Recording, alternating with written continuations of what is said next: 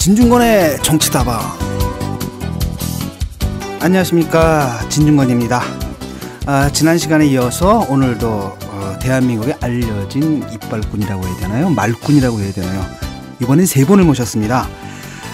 유시민 당원. 예, 안녕하세요. 유시민입니다. 예. 그리고 노회찬 선대위원장님. 네, 노회찬입니다. 예, 그리고 한홍구 비당원으로 소개해달라고요. 예, 맞습니다. 아직 당원이 아닙니다. 한홍구입니다. 예, 뭐 당원이고, 당원이면 어떻고 비당원이면 어떻습니까? 그냥 당원이면 됐죠. 일종의 당원입니다, 비당원도. 이게 사실 옛날에 그 귀순용사 김영 씨라고 귀순용사가 있었는데, 이분이 이제 북한에서 있었던 농담을 얘기를 해주는 거예요. 그래서 아들이 엄마한테 편지를 썼답니다. 그래서 아직 제가 비당원이지만, 그랬더니 엄마가 놀래가지고 딱 보고, 네가 드디어 당원이 됐단 말이냐? 아니요, 비당원이라니까요. 당원이면 어떻고 비당원이면 어떠냐? 당원이면 됐지. 그 얘기입니다. 예, 지난번에 방송 나가고요. 반응이 아주 뜨거웠습니다. 지금 스트리밍을 제외한 순수 다운로드 숫자만 58만 건이고요. 구독자가 12,000명에다가 전체 팟캐스트 1, 2위를 다투고 있습니다. 뭐 그 밖에도 뭐 몇 가지 이제 반응들이 올라왔는데요. 파일 용량이 너무 커가지고 다운로드 받는데 오래 걸린다라는 불평도 있고요. 또 심상정 의원도 불러달라는 이런 요청도 있었습니다. 그리고 내가 좋아하는 사람 모두 정의당에 있었건, 이런 아주 바람직한 반응을 좀 보여주셨고. 너무 속보인다. 그 밖에도 좀 아쉽다라는 건 뭐냐면은 캐스팅은 빵빵한데 재미는 좀 떨어진다. 제가 볼 때 이런 분들은 좀 약간 낙곰수 스타일을 좋아하시는 것 같아요. 그래서 낙곰수 같은 경우에는 이제 음모론과 뭐 사실 왔다 갔다 하면서 그런 재미가 있는데, 사실은 우리는 그쪽 취향은 좀 아니지 않습니까? 낙곰수는 반 이상이 잡담이지. 예. 우리는 전부 잡담이고. 예, 그리고 진중권의 외모 드립은 계속돼야 한다, 뭐 이런 요청도 있었습니다. 사실은 저는 그 외모 드립이라고 생각하지 않고 그냥 제 외모에 대한 객관적 기술이라고 생각하시는데, 사람들이 이걸 컨셉이라고 보시는 분들이 더러 있으신 것 같고요. 그다음 특히 이제 일부 마지막 부분, 유시민 님이 말씀하신 탐욕의 바다 부분, 그 부분은 우리가 모두 반성해야 할 부분이라고 제대로 짚어주셨다고 하신 분도 있었습니다. 아주 진지한 반응이 있었습니다. 그리고 노회찬님 말씀에 진심 빵 터졌다. 6월 4일 우리가 제일 하고 싶은 선거는 대통령 선거다. 맞아, 정말. 그리고 따뜻한 유시민 씨로 돌아왔네요. 반가워요. 이런 얘기도 있었고요. 예, 세 분은 싸움 특화죠. 전투민족임, 이렇게. 그리고 진중권 어깨에다 고양이 한 마리 올리는 건 어때요? 싫어요. 낸시랭 비슷하게요. 예. 그리고 깨알 같은 정의당 홍보 크크크크크크크 이래. 사실은 저희가 이제 정의당 홍보를 갖다 노골적으로 하는 것보다는 이제 깨알같이 하는 게 더 효과적이라고 생각을 하거든요. 그 좀 쑥스러워서. 조금 쑥스러워가지고요. 네. 예. 준비를 많이 해 오셨네 오늘. 예. 오늘 준비 안 했는데 지금 애들리브인데. 그렇습니까? 예. 자, 이제 바로 들어가겠습니다. 오늘도 1부, 2부, 3부로 나눠가지고요. 1주제, 2주제, 3주제로 나눴는데, 1주제는 이제 청와대 인사, 비상구는 없다. 그리고 2주제는 마피아들은 어떻게 대한민국을 지배했나. 그리고 3주제는 그럼에도 대한민국 호가 침몰하지 않는 이유, 여기에 대해서 살펴보도록 하겠습니다. 오늘은 특히 한홍구 선생님 모셨으니까요. 이쪽 분야에 그냥 오랫동안 많은 고민과 연구를 해오신 분입니다. 좋은 말씀 기대하겠습니다. 예. 자, 1주제에 들어가가지고요. 어땠습니까? 지금 돌아가는 상황부터 조금 점검을 해야 될 것 같아요. 최근에 서울시장 선거 관련해가 좀 재미있는 일들이 좀 있었죠. 드립을 치지 않았습니까? 부인 나오라, 부인 나오라, 부인 나오라. 그거 좀 이상해요. 자기 부인 놔두고 이렇게 남의 부인한테 관심을 많이 갖는지. 그리고 보통 그런 정도 되면은 자기 본부인은 좀 기분 나빠해야 되잖아요. 근데 같이 그냥 부인까지 나와가지고 당신 나와라 뭐 이렇게 얘기를 하니까. 저는 굉장히 궁금했던 게, 나오면은 무슨 큰 일이 날 줄 알았는데 나왔더니 아무 얘기가 없네요. 예, 아무 얘기도 없고요. 예. 그 다음에 또 뭐가 있었더라? 총리 후보자 사태가 굉장히 컸죠. 그거는 좀 이따 얘기하기로 하고요. 어떻습니까? 아들 때문에 낭패본 분들이 선거에 되게 많잖아요. 우리가 기억에 아름아름한 그런 이회창. 과거를 돌아보면 이회창 씨가 아들 인간 미라, 체중 미달로 군에 안 간 문제 있었죠. 그것 때문에 굉장히 표를 많이 잃었고요. 최근에는 정몽준 후보 아드님이 국민 미개하다 이게 했다가 또 굉장히 낭패를 받고, 교육감 선거에도 고승덕 후보가 아들이 이중국적 군에 안 가고 이런 것 때문에 후보가 울고불고 난리가 났죠. 그러니까 이 아들 때문에 선거를 망치는군요. 그러니까 내가 이제 알았네. 박근혜 대통령이 왜 선거의 여왕이 되셨는지. 빙고. 아들이 없었어, 아들이. 굉장히 힘들었겠어. 아들이 계셨으면 참 힘들었을 텐데요. 그런가 하면은 또 선거에 도움되는 아들도 있더라고요. 예, 조희연 교육감 후보, 서울시 교육감 후보의 아들이 뭐 효도하려고 한 게 아닌데, 그러니까 이제 아들을 보면 아버지가 보이는 거죠. 그 아들이 글을 올렸더라고요. 네. 예, 다음하고로에다가. 예. 근데 다음하고로에 올렸는데 그게 이제 그 다음하고로 전체 1위로 이제 올라가고요. 아, 1위를 했어요. 예, 1위 했어요. 그리고 그 다음에 이제 신문의 그 기사들 이제 봤습니다. 반응을 체크를 했더니 다들 이제 감동적이다 이런 얘기가 나왔고요. 그러니까 읽어보니까 되게 재밌더라고요. 사실 그렇잖아요. 대한민국 그 부인들 중에서 그 남편이 원래 정치하던 분이 아니라면 남편이 뭐 정치하겠다고 사실 교육감도 일종의 정치잖아요. 이혼한다고. 아, 뭐 이혼한다고 그러고 그렇게 나갔는데 결심하고 나갔는데 인지도 때문에 이제 문제가 된 거 아닙니까? 이분이 사실은 그 박원순 서울시장하고 참여연대도 같이 만들고 이런 분인데 워낙 조용하게 지내시다 보니까 인지도가 떨어져가지고 지식인 사회에서의 인지도하고 일반 대중 인지도하고가 틀린 것 같아요. 비판적 지식인 사회에서야 뭐 우리는 모르는 조희연 하면은 뭐 수십 년 동안에 그 이 사회 이 분위기를 여러분 분인데요. 그러니까 이게 우리 유권자들 입장에서는 교육감이 누가 되느냐에 따라서 그 해당 지역의 이제 교육의 그 행정 방향이 달라지는 건데, 그러면은 이제 내용적 차별성을 중심으로 해가지고 뭐 조희연 후보가 한쪽에 있다면 또 다른 한쪽에는 유사한 후보가 둘이나 나왔지 않습니까? 이렇게 대비가 돼야 되는데 오히려 이제 좀 착시 효과나 이렇게 여러 가지 좀 이제 그런 걸로다가 같은 한쪽의 후보가 지금 보수 후보 2명 나왔는데 하나는 사실 돌솥 비빔밥이고 하나는 그냥 비빔밥인데 그러면 비빔밥 쪽을 먹을 거냐 설렁탕 먹을 거냐 이렇게 대비가 돼야 되는데 그냥 돌솥이냐 그냥 산채 비빔밥이냐 이렇게 이제 가버렸다가 최근에 이제 그 영주권 파동이 일어나면서 다시 이렇게 조희연 후보가 조금 늦게 약간 시간차를 두고 늦게 주목을 받으면서 지금 상당히 급상승 추세를 가고 있는 것 같아요. 예, 그 이미 며칠 전 조사에서 지금 그 세 후보가 오차 범위 내에 좀 들어왔거든요. 그러니까 1위하고 지금 4% 정도 차이 나는 걸로 나왔는데 지금 무섭게 지금 상승하고 있습니다. 그게 사실 그 화제가 됐던 그 아들의 그 글 이전 조사였거든요. 그러니까 아마도 그 영향을 받아가지고 지금쯤은 첫선제 올라가고 있지 않을까. 조희연 후보가 20대 지지율이 굉장히 낮았어요. 여론조사표를 보면. 그래서 이제 그 아드님 글이 좀 이야기가 되지 않나 싶은데 우리 조혜영 교수 후보는 한홍구 교수가 잘 아시지 않아요? 예, 잘 알죠. 뭐 정말로 그 준비가 많이 된 후보고 진짜 정말 잘 하실 거라고 생각이 들어요. 근데 너무 알려지지 않은 게 탓이었는데 이제 그걸 지금 이제 극복을 빨리 하고 있고 또 사람들이 굉장히 불안해하지만 지난번에 광노현 그 교육감 당선되실 때도 뭐 처음에 여론조사에 보면은 뭐 5% 6%에서 그러니까 실제 이제 득표율을 36%인가로 당선이 됐으니까 아마 사람들 이제 그 조희연 후보에 대해서도 좀 믿고 찍으면 될 겁니다. 근데 그 둘째 아드님 글을 제가 보고 느낀 건데요. 저도 이제 개인적으로 잘 아는 학교 선배이고 그러긴 한데 별로 좋은 아버지 아니더라고. 그게 부모 마음이 그래요. 저도 이제 대학교 다니는 딸이 맨날 새벽에 들어오고 밤에 안 들어오고 어디 가서 길바닥에서 농성하고 잠자고 이러고 있으면 나무 집 애가 그러면 어우 기특하네 젊은 애가 이렇게 얘기하는데 우리 애가 그러니까 좀 그렇더라고 아버지로서. 근데 그 아드님 글을 보니까 조희연 교수는 아버지가 애를 그렇게 시켰더만 무슨 뭐 봉사활동 가게 하고 뭐 그냥 대충 하고 싶은 거 하면 잘 살면 되지 이렇게 얘기를 했더니 막 꾸지람을 하면서 다른 사람들 생각해야지 이 사회를 생각해야지 네가 해야 될 일을 그 아버지로서는 별로 좋은 아버지 아니더라고. 착한 아들이네요. 나 같으면 삐뚤어졌을 때요. 근데 교육감은 딱일 것 같아. 나는 삐뚤어질 테다. 그리고 새누리 찍을 거야. 이럴 텐데 반항하고. 아드님 이번에 착하신 것 같아요. 예, 선거 지원 때문에 제가 이제 지방도 이렇게 좀 가보고 하면은 4년 전 선거 때와 확연히 다른 게 딱 한 가지 이제 느껴지는 게요. 그 당시에는 이제 가면은 다들 물어보는 게 광주를 가나 대구를 가나 물어보는 게 서울시장 선거를 물어봐요. 왜? 해당 지역 선거는 광역 단체장 선거가 딱 정해졌기 때문에 뻔해서 결과가 뻔하기 때문에 자기들 관심도 없는 거예요. 다들 서울 얘기를 물어보는데 이번에 가니까 서울 얘기를 안 물어봐요. 왜? 서울이 딱 정해졌거든. 그 대신에 광주나 대구나 부산은 경기, 어떻게 될지 이제 굉장히 흥미진진한 게임이 되어가고 있는 거죠.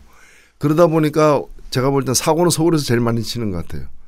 여기는 이미 기울어지니까 그 절망감에서 나오는 여러 가지 어떤 비정상적인 행동들. 며칠 전에 그 정몽준 후보 플래카드가 바뀌었더라고요. 그러니까 이제 이것저것 다 안 되니까 이제는 경제를 가지고 한번 해보자 해가지고 너무 늦었죠. 경제는 정몽준이야. 저는 사실 이렇게 유권자들에게 반말해도 되는지도 좀 의문이지만 그렇잖아요. 뭐 다들 그 경호처로 쓰고 있는데 경제는 정몽준이야. 아니 저는 그걸 봤는데 저도 그 플래카드를 보고 정말 그 요즘 하는 말로 헐 하는 소리가 생각이 들었는데 그것을 딱 바꿔놓으면은 그거잖아요. 경제는 상속이야. 그러니까 그 사람이 한 경제활동이란 거는 상속받은 거하고 증여받은 것밖에 없는데 그거는 자기가 활동한 게 아니야 아버지가 활동한 거죠. 그러니까 그래서 제가 트위터에다 올렸습니다. 이제 상속 경제는 보편성이 없습니다. 이렇게 올렸는데 아니 뭐 축구는 정몽준이야 이러면 우리가 좀 이해할 수도 있는데. 근데 최근에 말이죠. 축구도 정몽준 아니에요. 뭐 축구 협회는 정몽준이야. 제가 축구 같이 해봤는데 해봐서 아는데. 별로예요? 그 친선 경기 하면 정몽준 의원이 골을 한 골 넣어야 봉투가 두둑해지기 때문에 그 수비수들이 피해주는구나. 아니 반경 50cm 안에 안 들어오면서 멀리서 보면 수비수를 돌파하는 듯한 모양이 나오게끔. 황제 회장님 축구라니까. 그러니까 이게 그 군대 축구의 세련된 버전이네요. 그럼요. 그런데 이제 슈팅을 때렸는데 골키퍼가 정면으로 와도 막지 말아야 돼요. 그걸 막으면 그 선수는 나중에 감독한테 혼나요. 봉투 두께가 팍 줄어들기 때문에. 어쨌든 근데 선거 운동을 하는 걸 보는데 이제 그 정몽준 캠프처럼 정말 못하는 것도 참 보기 힘든 것 같아요. 왜냐하면은 일단은 가족은 망언을 하고요. 캠프에서는 일배를 하더라고요. 그리고 본인은 성대모사를 하세요. 몸개그 잘하던데 나 보고 막 웃었습니다. 그 재능이 있어서 축구보단 차라리 예능 쪽이 낫지 않나 이런 생각도 했었고. 여기 한번 그 다방면으로 활동하시는 것 같은데 정치 다방에 한번 모셔야 돼요. 그러게 말입니다. 그다음에 이제 남으니까 이제는 이제 공약 대신 농약 들고 선거 운동하려고 하시는 것 같고. 예. 그리고 그 얘기를 좀 해야 될 것 같습니다. 지금 그 서울 유권자들 중에서 예컨대 박원순 후보는 마음을 정하셨는데 아직 그 교육감 후보의 그 러닝메이트가 조희연이라는 분인 걸 좀 모르는 분들도 좀 계시는 것 같은데 그래서 그 패키지를 좀 기억해 주셨으면 좋겠습니다. 사실 뭐 박원순 후보의 오늘 있기까지 그 가장 중요한 이제 그 인권 변호사에서 그 시민운동가로 변화하는 게 참여연대인데 그렇죠. 참여연대를 조희연하고 같이 만들었지 않습니까? 처음에 창립 멤버죠.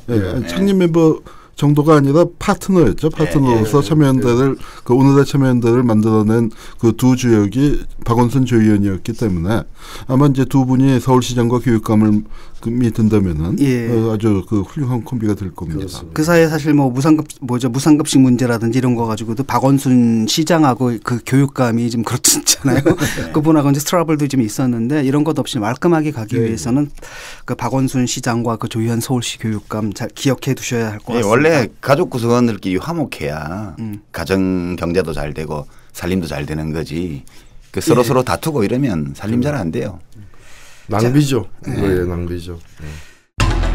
현 정부에 부담이 될 뿐만 아니라 저를 믿고 김모춘 후보로 지명한 대통령께도 신뢰를 끼쳐 죄송합니다. 우리 사회 전반에 수십 년간 쌓이고 지속되어 온 고질적인 병폐입니다. 국민의 생명을 담보로 끼리끼리 서로 봐주고 눈 감아주는 민관유착의 고리를 반드시 끊어내겠습니다. 그래서 지금 문제가 되고 있는 관피아 문제를 해결하겠습니다. 자, 이제 본격적으로 들어가가지고요. 최근에 이제 큰 사건이 있었습니다. 안대희 씨가 사퇴를 했거든요. 이 안대희 씨 사퇴를 어떻게 보십니까? 예, 지금 저는 박근혜 대통령이 처음 취임하고 정부를 구성할 때 사실은 총리로 이제 그 안대희 전 대법관이 많이 추천이 되었는데도 불구하고 이분을 안 택했어요. 왜냐하면 이분 택한다는 거는 뭔가면은 약간 뭔가를 좀 이 비용을 지불해야 되는 분이거든요. 좀 약간 껄끄러운 관계가 될 수도 있는 것이고 그래서 한편으로는 좀 이분이 좀 강골 검사 출신이고 하기 때문에 이게 그 대통령 혼자서 뭐 쉽게 그냥 내각을 갖다 허수아비처럼 만들어가지고 끌고 가기는 만만치 않은 대상이에요. 그래서 다른 분을 좀 쉬운 분들을 택했다가 이제 위기 국면이 되니까 비용을 좀 지불하고서라도 이 정권을 갖다 수호해야 되겠다 생각해서 이제 안대희 전 대법관을 지명했다고 저는 봅니다. 근데 이제 자기들 뭐 인사 검증 이런 게 이제 부실하다 보니까 이제 대형 사고가 터진 거죠. 그러니까 지금 현재 청와대는 가히 멘붕 상태가 아닐까. 어찌해야 좋을지 모르는 어디서부터 잘못됐더라가 별로 짚어지지 않는 지금 상황일 것이다 이렇게 보여지고요. 또 하나 저는 잘 안 짚어지고 있는 걸 하나 말씀을 드리고 싶은데 뭔가 하면은 이 검사로서도 사실은 돈 안 받는 검사로 좀 유명했던 분입니다. 그리고 대법관 시절에도 보면은 뭐 그 이후의 어떤 공직 진출을 염두에 두고서 좀 처신을 했던 것이 있고요. 그런 분이 그리고 정관예우를 하려고 노력했다기보다는 받으려고 노력했다기보다는 안 받으려고 노력했을 걸로 사실 보여집니다. 그런 분이 일당 1,000만 원. 그런 분이 5개월에 16억 했다는 거는 저는 사법부 위기이기도 하다라고 봅니다. 저는. 그러니까 나름대로 좀 깨끗하게 이렇게 처신했던 대법관 출신이 국무총리도 취임하지 못할 정도로 문제가 있다면은 돈을 좀 이렇게 모으려고 했던 분들은 어떻게 했겠습니까? 사실 그러니까 우리나라 사법부 전체가 지금 도마 위에 올라져 있다. 대법원장이 선출직이었다면은 하야라는 얘기를 아마 들었을 수도 있는 그런 상황이라고 저는 사법부 지금 그 심각하게 이 문제를 바라봐야 된다고 봅니다.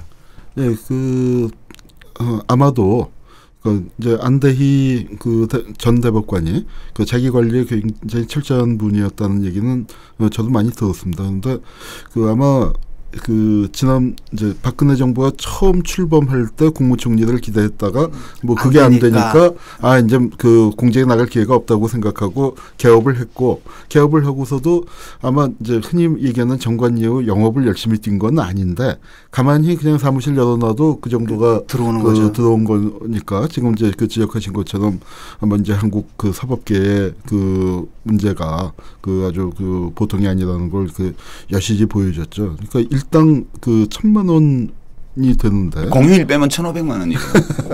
주 5일제로 하면 더 높아지죠. 그런데 이제 그렇게 되면은 그게 이른바 88만 원 세대의 연봉 아닙니까? 88만 원 세대의 연봉이 되니까 그런데 그거를 이제 검증을 한 사람들은 다 대형 로펌에서 그거보다 훨씬 많이 받는 사람들을 봐오니까 그게 아무것도 아닌 걸로 보이는 거죠. 그러니까 국민들하고 너무 눈높이가 달랐던 거고요. 또 하나는 이제 이 김기춘 안대희가 구도 자체가 잘못됐던 게 김기춘이 없을 때 안대희를 놓으면은 그게 안대희라는 사람이 가진 강점이 드러날 수 있지만 이게 김기춘 밑에 안대희가 되면은요 이건 뭐 전혀 아닌 게 되는 게 전에 안대희가 김기춘과 자기를 비교해서 뭐라고 얘기했냐면 자기는 발바닥이다. 김기춘에 비교하면 발바닥이다. 이런 걸 뭐 조선일보 기자하고 인터뷰를 한 적이 있습니다. 그러니까 그런 구도 자체가 굉장히 잘못된 거였죠. 네, 그래서 제가 트위터에 올렸잖아요. 곰발바닥, 발바닥, 소발바닥, 개발바닥. 안대희 씨가 지금 그 얘기가 맞는데요. 한홍구 교수가 지금 지난번 첫 조각 때 총리가 안 되면서 좀 안대희 씨가 너무 실망이 컸던 게 아닌가 그런 짐작을 좀 해요. 그래도 이제 또 이 박근혜 대통령 사이에 뭔 일이 있었나? 선대위 때 이제. 네, 선대위 때 약간 뭐 레이저가 왔다 갔다 했다는 소문도 있고 한데 그러면서 이제 이 박근혜 대통령 눈밖에 났구나. 나는 이제 뭐 공직 이런 거는 이제 안 되는 것 같다. 그러고 평생 이제 공무원 봉급 받으면서 그렇게 살아왔으니까 사모님한테 미안하기도 할 거고 그 얘기를 하잖아요. 또. 예, 미안하기도 할 거고 하니까 나도 이제 남자로서 이제 세속적인 기준에서 좋은 가장이 좀 되고 싶다 이런 소박한 그런 생각을 했을 수 있다고 봐요. 그런데 그러다 보니까 그냥 크게 나서서 영업하지 않아도 또 정치적으로도 이게 배경이 있는 걸로 보이고 선대위도 참여했기 때문에 막 몰렸지 않겠어요? 그 의뢰가. 이제 그 의뢰인이 누구였는지는 아직 안 밝혀져 있지만 뻔하잖아요. 국가의 규제와 관리 감독 위법을 이렇게 바로잡는 국가의 기능을 수행하는 기관에 잘 통할 수 있는 사람이기 때문에 그렇게 온 거거든요. 저는 뭐 인간적으로 이해가 됩니다. 뭐 안대희 씨 총리로서는 부적합하지만 좋은 가장, 좋은 남편, 좋은 아버지가 되려고 노력했다. 이거는 뭐 돈하고 명예를 다 같이 가지려고 하는 게 문제인데 스텝이 꼬인 거죠. 그렇게 결정을 했으면 그냥 돈 버는 길로 갔어야지. 아까 말씀하신 것처럼 정말 그 우리가 법을 만드는 게 그 대법관 그다음에 검찰 고검장 이상 이런 사람들은 그 뭐 정년을 늘려주든지 뭘 하든지 간에 그 퇴임 후에 그러니까 공직 업무 정도나 하고 그렇게 그 사건 수임 못하게는 법으로서 그렇게 만들어서 이미 그 검사 판사 초임이나 뭐 중견 시절부터 자기의 진로를 그 정하도록 하는 게 맞을 것 같아요. 맞습니다. 그게 과거에 그 저 이용훈 대법원장 있었지 않습니까? 제가 그 청문회에 이제 들어갔었는데 그때 제가 이제 법 쪽에다가 알아봤어요. 이분이 어떤 분인가 하니까 다른 건 몰라도 돈 문제는 나올 게 없을 거다. 굉장히 깨끗한 분이라고 하시더라고요. 그래서 더 알아보니까 실제로 이분이 대법원장의 뜻이 있어서 대법관을 퇴임한 후에도 이제 청문회 설 걸 대비해 가지고 오랫동안 사건도 이렇게 아주 선별해 가지고 괜찮은 사건만 맡고 그리고 대단히 드물게 모든 수입을 신고했답니다. 이런 예는 거의 없는데 신고하고 이렇게 해서 자기 관리를 잘했는데 청문회에 내놓은 자료를 보니까 5년 동안 즉 60개월 동안 60억 버는 거예요. 그러니까 한 달에 1억 버는 게 이렇게 세무신고 정확하게 하고 깨끗하게 한 분들이 한 달에 1억인 거예요. 그래서 그걸 보면은 존재 자체가 전직 대법관이나 전직 무슨 검찰 고위 간부들은 존재 자체가 정관예우예요.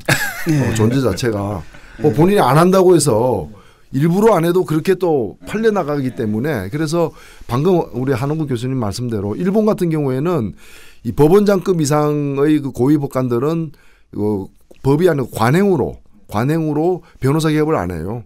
그 대신 공정 업무를 전담하게 만들어서 먹고 살 수 있게 해주는 거죠. 예, 그것과 관련해 가지고 김영란 대법관의 처신은 어떻게 보십니까?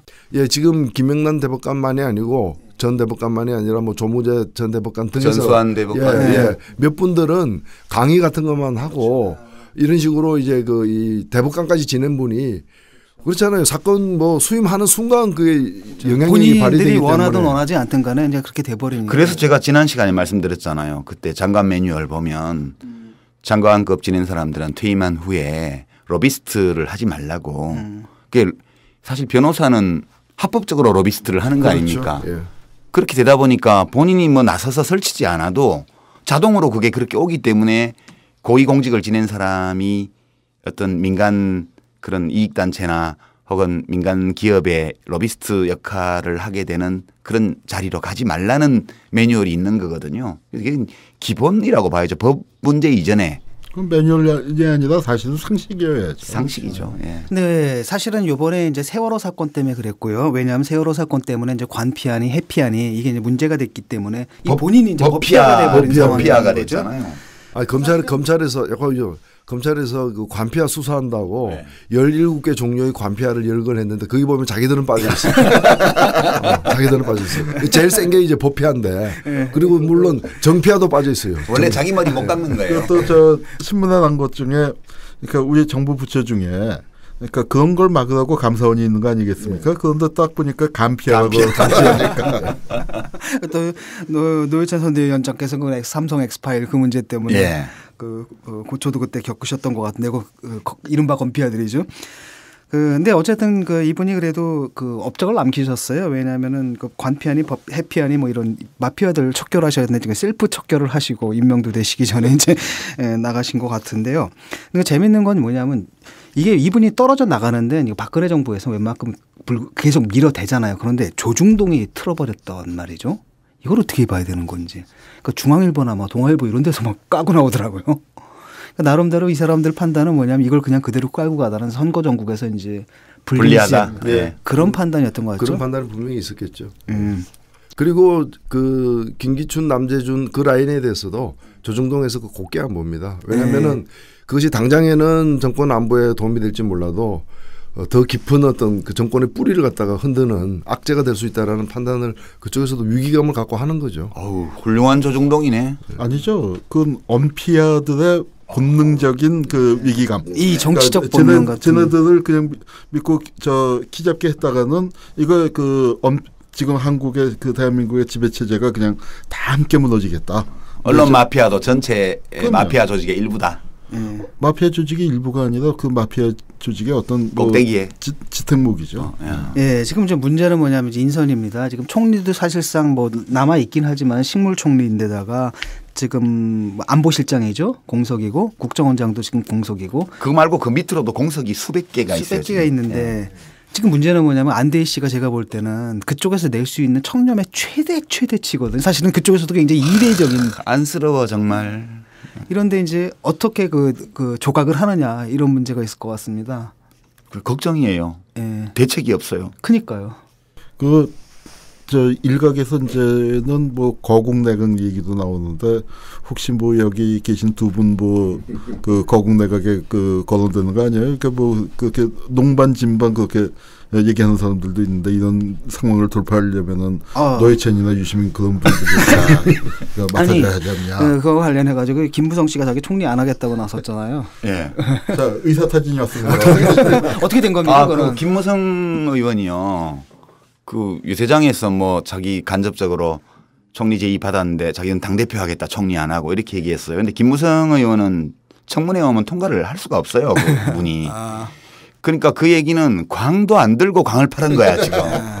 그러니까 원래는 무광 신청을 해야 돼. 난 자격이 없습니다, 총리. 이렇게 얘기를 해야 되는데 나는 총리 시켜줘도 안 하겠다 이렇게 한 거기 때문에 광도 안 들고 광을 파는 게 이게.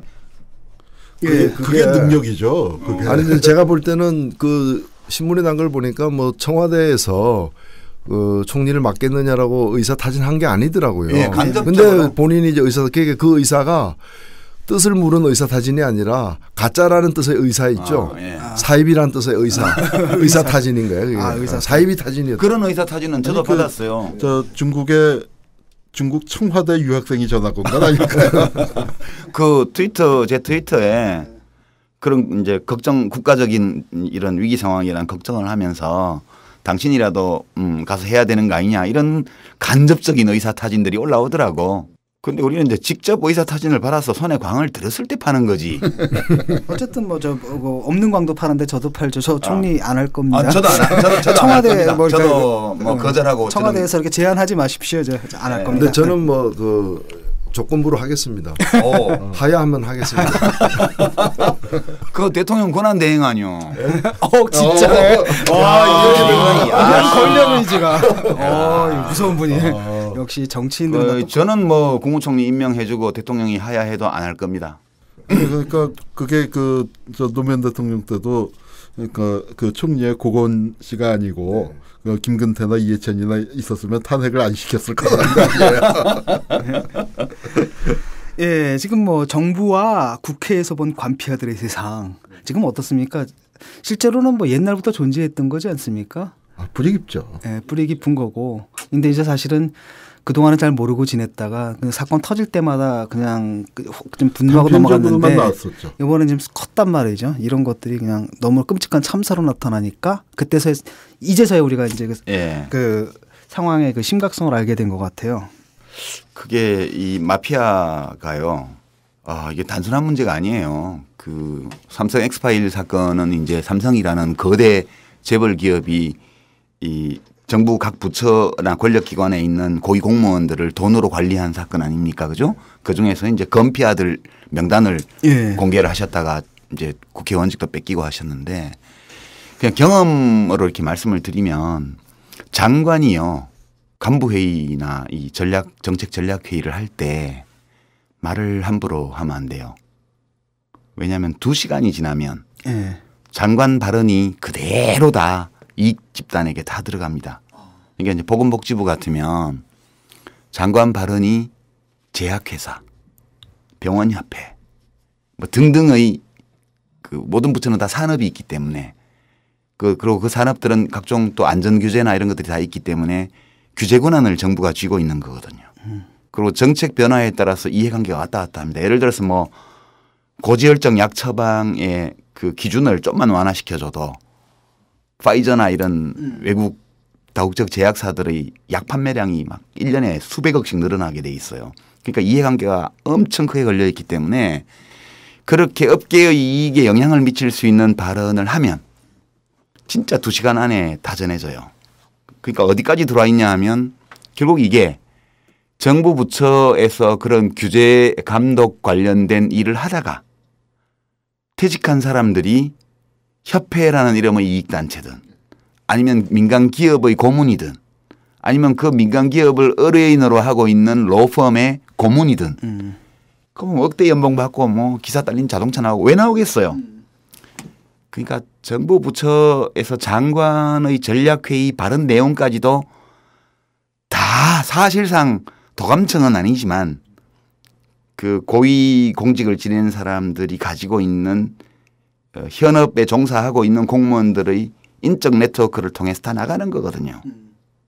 그러니까 그 네트워크는 또한 나중에 로비를 해 들어오는 루트로 작용이 돼요. 똑같이 정보가 흘러 들어가는 라인을 타고 다시 로비가 들어오는 거거든요. 그래서 이제 가끔씩 그걸 어떤 그 라인인가를 파악하기 위해서 잘못된 정보를 일부러 흘려서 그 보기도 하는 이제 그런 경우도 있죠. 일부러 이용하기도 해요. 그러니까 이제 어떤 민간 기업들이나 혹은 이익 단체에 뭔가를 이야기하고 싶을 때 장관이 굳이 그 사람들을 직접 만나지 않아도 툭 흘리는. 예, 그 회의하면서 그거에 대한 자기의 생각이나 이런 걸 툭 던지는 거예요. 그러면 바로 그게 전해집니다. 그래서 참 비극적인 거죠. 어느 나라나 사실은 그 로비라는 건 있기 마련이고 제도화가 이제 나라마다 다르지만은 또 그 로비의 주된 대상이 이제 그 행정 권력을 갖고 있는 쪽에 주로 집중되기도 합니다만은 우리 현재 현실에 관폐의 폐해가 굉장히 심하지 않습니까? 저는 조금 거시적으로 보면 이것은 정부 수립 이후에 지난 60, 70년 동안 누적되어 온 그렇죠. 예, 형성되어서 누적되면서 굳어진 거고 특히나 이것이 그 개발 독재라는 이름으로 우리 그러니까 박근혜 대통령하고 시각이 비슷하시네요. 그 한마디로 적폐. 예, 적폐인데. 적폐죠. 적폐인데 그 본인이 그 말 할 자격은 사실 없는 거죠. 적폐의 그 집안이 1등 공신인데 그래서 이것이 그 제가 볼 때는 그 관료와 자본이 그 천민 자본과 관료가 결탁되면서 만들어낸 그 개발 독재의 그 폐해인 것이고 그렇기 때문에 우리가 이제 뭐 김대중 정부라거나 참여정부의 집권이 있었습니다만 저는 그걸 보면서 이게 한 5년 10년 집권에서는 해결할 수 없는 문제. 한 20, 30년 집권해가지고 완전히 드러내지 않으면 안 되는 일. 그렇게 그 부분에 대해서는 거죠. 역시 이제 뭐 한홍구 선생님께서 좀 하실 말씀이 많으실 겁니다. 저는 그 점에서 그게 바로 노무현 대통령의 비극이었다고 생각해요. 노무현 대통령이 그 과거사 청산을 하시려고도 그랬고 뭐 여러 가지 이제 그 훌륭한 업적과 좋은 자세를 보이셨습니다만 당신 같은 분이 대통령 된 걸의 의미를 너무 과대평가하신 것 같아요. 그러니까 맨 밑바닥에서 올라와서 이제 그렇게 된 게 한국 사회가 정말로 많이 변했구나. 네, 그렇게 생각을 하고서 너무 그거 자체가 낙관적으로 평가하신 그러니까 과거 청산은요. 제가 진짜 대한민국에서 과거 청산 뭐 열심히 했던 사람인데 제일 전문가시니까. 진짜로 과거 청산은 과거랑 싸우면은 안 돼요. 그 현실하고 싸워야죠. 현실하고. 현실에 그게 어떻게 뿌리를 받고 있는가 그것과 아주 치밀하고 장기적인 전략을 세워서 아주 정말 단단하게 해야 하는데 그러지 않고 과거 영역에서만 그 전투를 벌이고 현재를에서 많이 이제 그 타협을 한다고나 할까 한나라당하고 뭐 대연정한다 뭐 이제 이렇게 되고 그러면서 민생이 약해지고 하니까 과거도 청산이 안 되고 또 대통령 당신도 그런 비극적인 그 죽음으로까지 가게 됐고 그런데 그게 바로 그 노무현 대통령을 죽음으로 모은 그 세력이라는 게 지금 이제 껍데기가 벗겨진 거죠. 우아하게 포장이 돼 있다가 껍데기가 벗겨지기 시작한 이 관피하고 저는 지금 이런 생각이 들어요. 우리가 왜 옛날 만화 영화에서 이제 보다 보면은 그 사람하고 싸우잖아요. 사람하고 이게 막 이렇게 싸우다가 저쪽에서 칵 하고 하면서 이 껍데기가 벗겨지면서 그 괴수의 모습이 나타나는 지금 이제 우리가 그 한국 관피의 그런 모습들을 보고 있는 거고 이게 싸움이 뭐냐면은 이제 2단계로 들어가는 거죠. 2단계로. 그 지금 아마 6.4 지방선거가 그런 싸움의 아마 첫 번째 아닌가 싶습니다. 예, 근데 말씀을 듣고 보니까 굉장히 중요한 포인트가 있는 것 같아요. 사실은 우리가 뭐 친일파 척결이니 아니면 독재 청산이니 뭐 이런 얘기를 했는데 그게 사실 현실의 문제라면 이게 정치학의 문제잖아요. 근데 그걸 갖다 우리가 역사학의 문제로 만들어버린. 그러니까 사실은 물론 그 어제도 중요하지만 정말 중요한 과제를 좀 놓쳤다는 생각이 좀 듭니다. 근데 그 지금 한홍구 교수 말씀 중에 이제 중요한 대목이 이게 70년 적폐란 말이에요. 근데 그게 우리나라만 있는 게 아니고 어느 나라에나 있어요. 정도 문제겠죠. 정도 문제인데 이제 참여정부나 노무현 대통령의 판단착오 그 말씀을 하셨는데 그게 일정 부분은 판단착오고 일정 부분은 좀 불가피한 측면 역량의 문제. 예, 역량의 문제예요. 그러니까 이제 그거 어디서 알 수 있냐 하면 참여정부 때 국무위원을 한 사람들이 정권이 끝나고 나서 뭘 하고 있는지를 한번 보세요. 국민들이 그걸 잘 보셔야 되는데 저는 이제 백수죠. 여기 한 명 있고. 예, 그다음에 이제 뭐 이치범 환경부 장관이라든가 그다음에 문화부 장관 했던 그 연극 배우 김명건 씨라든가 혹은 이창동 감독이라든가 이게 국무위원을 지낸 사람 중에 원래 자기가 하던 일로 돌아간 사람들이 있어요. 그다음에는 그 국무위원뿐만 아니라 고위공직을 한 다음에 이명박 정권 박근혜 정권에 기용된 사람이 있습니다. 세 번째 부류는 눈에 잘 안 보이는데요. 그게 로비스트? 로비스트가 된 사람들이 있죠. 그러니까 이제 로펌의 고문으로 간 사람도 많고요. 그게 대부분 관료 출신들입니다. 그다음에 드물게는 그 통상교섭본부장을 했던 사람이 정권 끝나고 나서 삼성의 사장으로 채용이 됐잖아요. FTA를. 예, FTA 담당했던 사람들이. 그러니까 이게 결국은 노무현 대통령이 발탁해서 기용한 사람들은 끝나고 나서 그 기득권 관피하 속으로 안 들어가거나 혹은 못 들어가고 밖으로 나와서 자기 위치로 갔고요. 그다음에 거기 포함된 사람들은 이제 이른바 관피하로 일컬어지는 로비스트의 자리로 가거나 또는 다음 보수 정권에서 기용되는 방식으로 가게 되죠. 그 숫자를 제가 다 헤아려 보지는 않았는데 한 3분의 1씩 되는 것 같아요, 각각. 그러니까 즉 대통령이 된다고 해서 민주화되는 것이 아니라 그건 사실 대통령만 바뀌었을 뿐이고 관료사회까지 바꾸는 데는 상당한 시간이 필요한 겁니다, 사실. 뭐 한국 사회 그 20세기 우리가 보는 20세기라는 게 앞에 10년 나라 망하는 10년이고 36년 일제 통치받았고 그 후에 해방되고 나서 조금 더 해보려다가 분단되고 전쟁 터지고 학살당하고 그리고 이제 군사독재 쫙 와서 민주화라는 게 98, 99, 2000년 딱 세 해 그냥 물 밖에 내서 잠시 그 맑은 공기 마셨던 거거든요. 그리고 집권해봤자 다 해봤자 10년이 있었다. 그러니까 그거를 이 한국 사회에 쌓여 있는 이 체질을 바꿔내는 작업은 정말로 그러니까 민주정권이 그 정권 유지를 해야 할 책임 그리고 이 긴 개혁을 해야 할 그 책임이 필요한 겁니다. 예. 그걸 한 사람의 인생으로 가장 잘 보여주는 사례가 김기춘 비서실장. 왔다죠. 예. 그 얘기는 우리가 모범이라고 볼 수 있는 제2주제에서 얘기하고요. 일단은 그 문제입니다. 지금 청와대에서 또 박근혜 대통령이 관폐를 척결했다고 좀 얘기를 하고 있거든요. 그 전망은 어떻게 보십니까? 그게 될까요? 아니 그러니까 지금 한국에 그 믿음 소망 사상 중에 그중에 제2의 사상이듯이 역대 관폐하에서 한국의 현실에서 보면은 관폐하의 최고는 공안 마피아예요. 예, 공안 마피아, 법피아. 네, 법피아. 지금 이제 그게 옛날에는 그 군복을 입은 자들에서 이게 이제 법복을 입은 자로 검사복을 입은 자로 그 전환됐고 그 정점이 그리고 저 유신 헌법을 만든 데서부터 시작을 해서 지금까지 그리고 유신시대 7년 동안에 4년 반을 중앙정보부 대공수사국장을 지낸 사람이 지금 그 국정을 좌지우지하고 있는 그 형편이니까. 기준대원국에서. 마치 그런 거 있지 않습니까? 전두환 당시에 그 쿠데타 일으켜서 정권을 갖다가 이렇게 잡아놓고 제일 먼저 한 일이 뭔가 하면은 삼천교육대 만들어가지고 조직 풍경배들 보내는 거. 막 근데 저는 지금 박근혜 정부가 관폐화 척결하겠다는 것이 전두환 그 쿠데타 세력들이 동네 깡패들 일소해가지고 자기들 이렇게 집권하기 용이하게 만든다는 그하고 그 유사한 발상이라고 봐요. 예, 일단 저 1주제로요. 청와대 인사 참사 비상권은 없다. 이 주제를 좀 잠깐 얘기를 나눠봤는데요. 지금 바로 이 문제죠. 마피아 문제, 관피아 문제.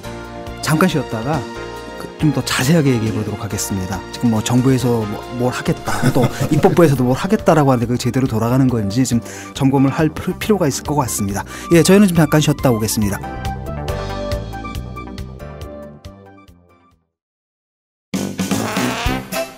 그놈이 그놈 같다고 생각될 때 정의당에 투표해 주십시오. 이놈은 정말 다릅니다. 정당 투표는 기호 4번 정의당입니다. 대박.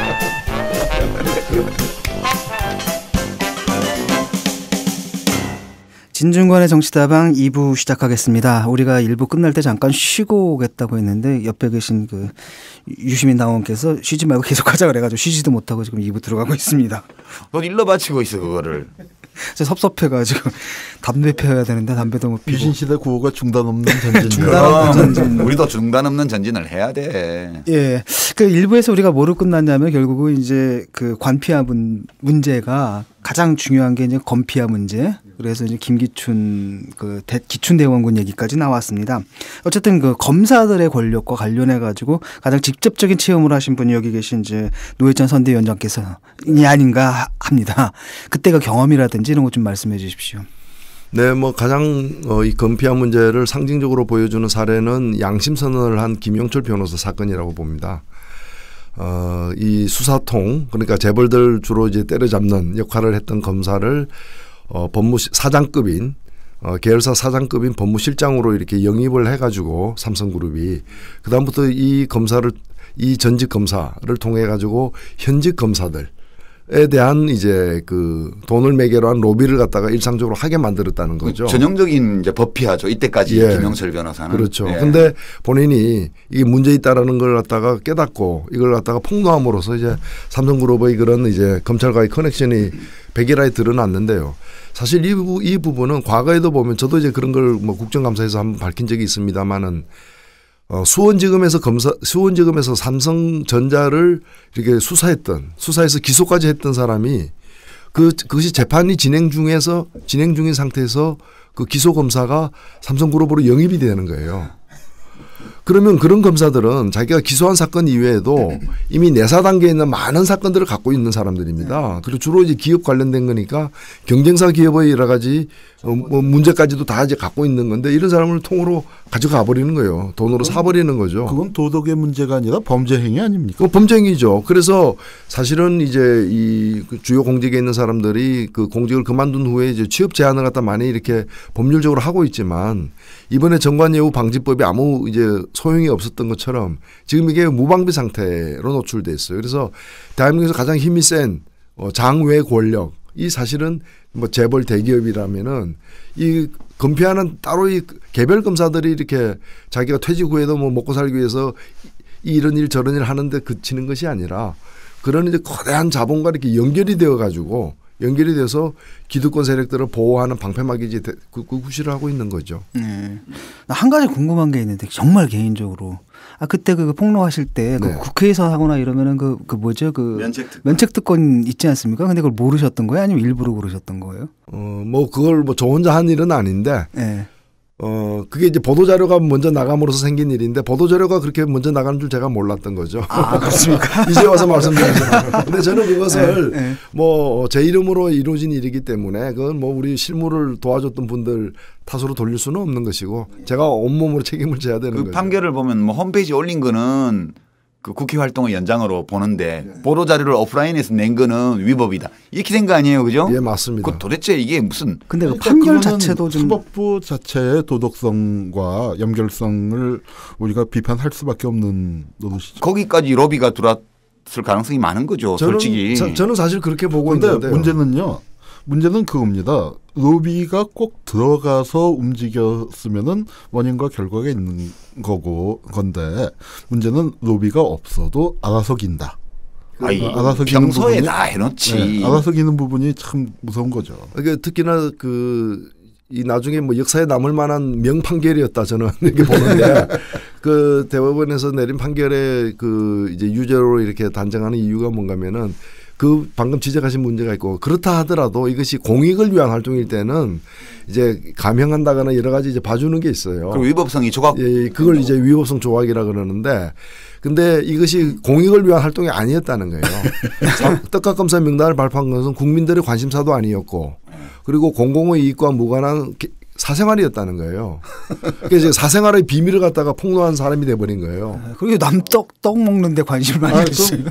그 보도자료도 썬데이 서울에 보내셨군요. 그러니까 공무원이 돈 먹는 게 사생활이야. 그러니까 진짜 명판결이네요. 예. 그래서 이건 역사에 남을 판결로서 뭐 나중에 세상이 좋아지면 또 재심하지 않겠습니까? 그렇죠. 근데 예. 그게 그래도 세상이 좋아져서 그렇게 이제 판결 우선 그러니까 굉장히 웃기는 판결이지만 판결이라는 절차를 거쳤지만 이 사실은 공원 권력이 확립될 때는 재판도 없었어요. 그렇지. 그냥 그러다가 그냥 빵빵빵 하면 되는 거예요. 아니 그때는 옛날에 유신 때는 그 법원 방청석에 중앙정보 요원이 나와서 앉아서 앉았죠.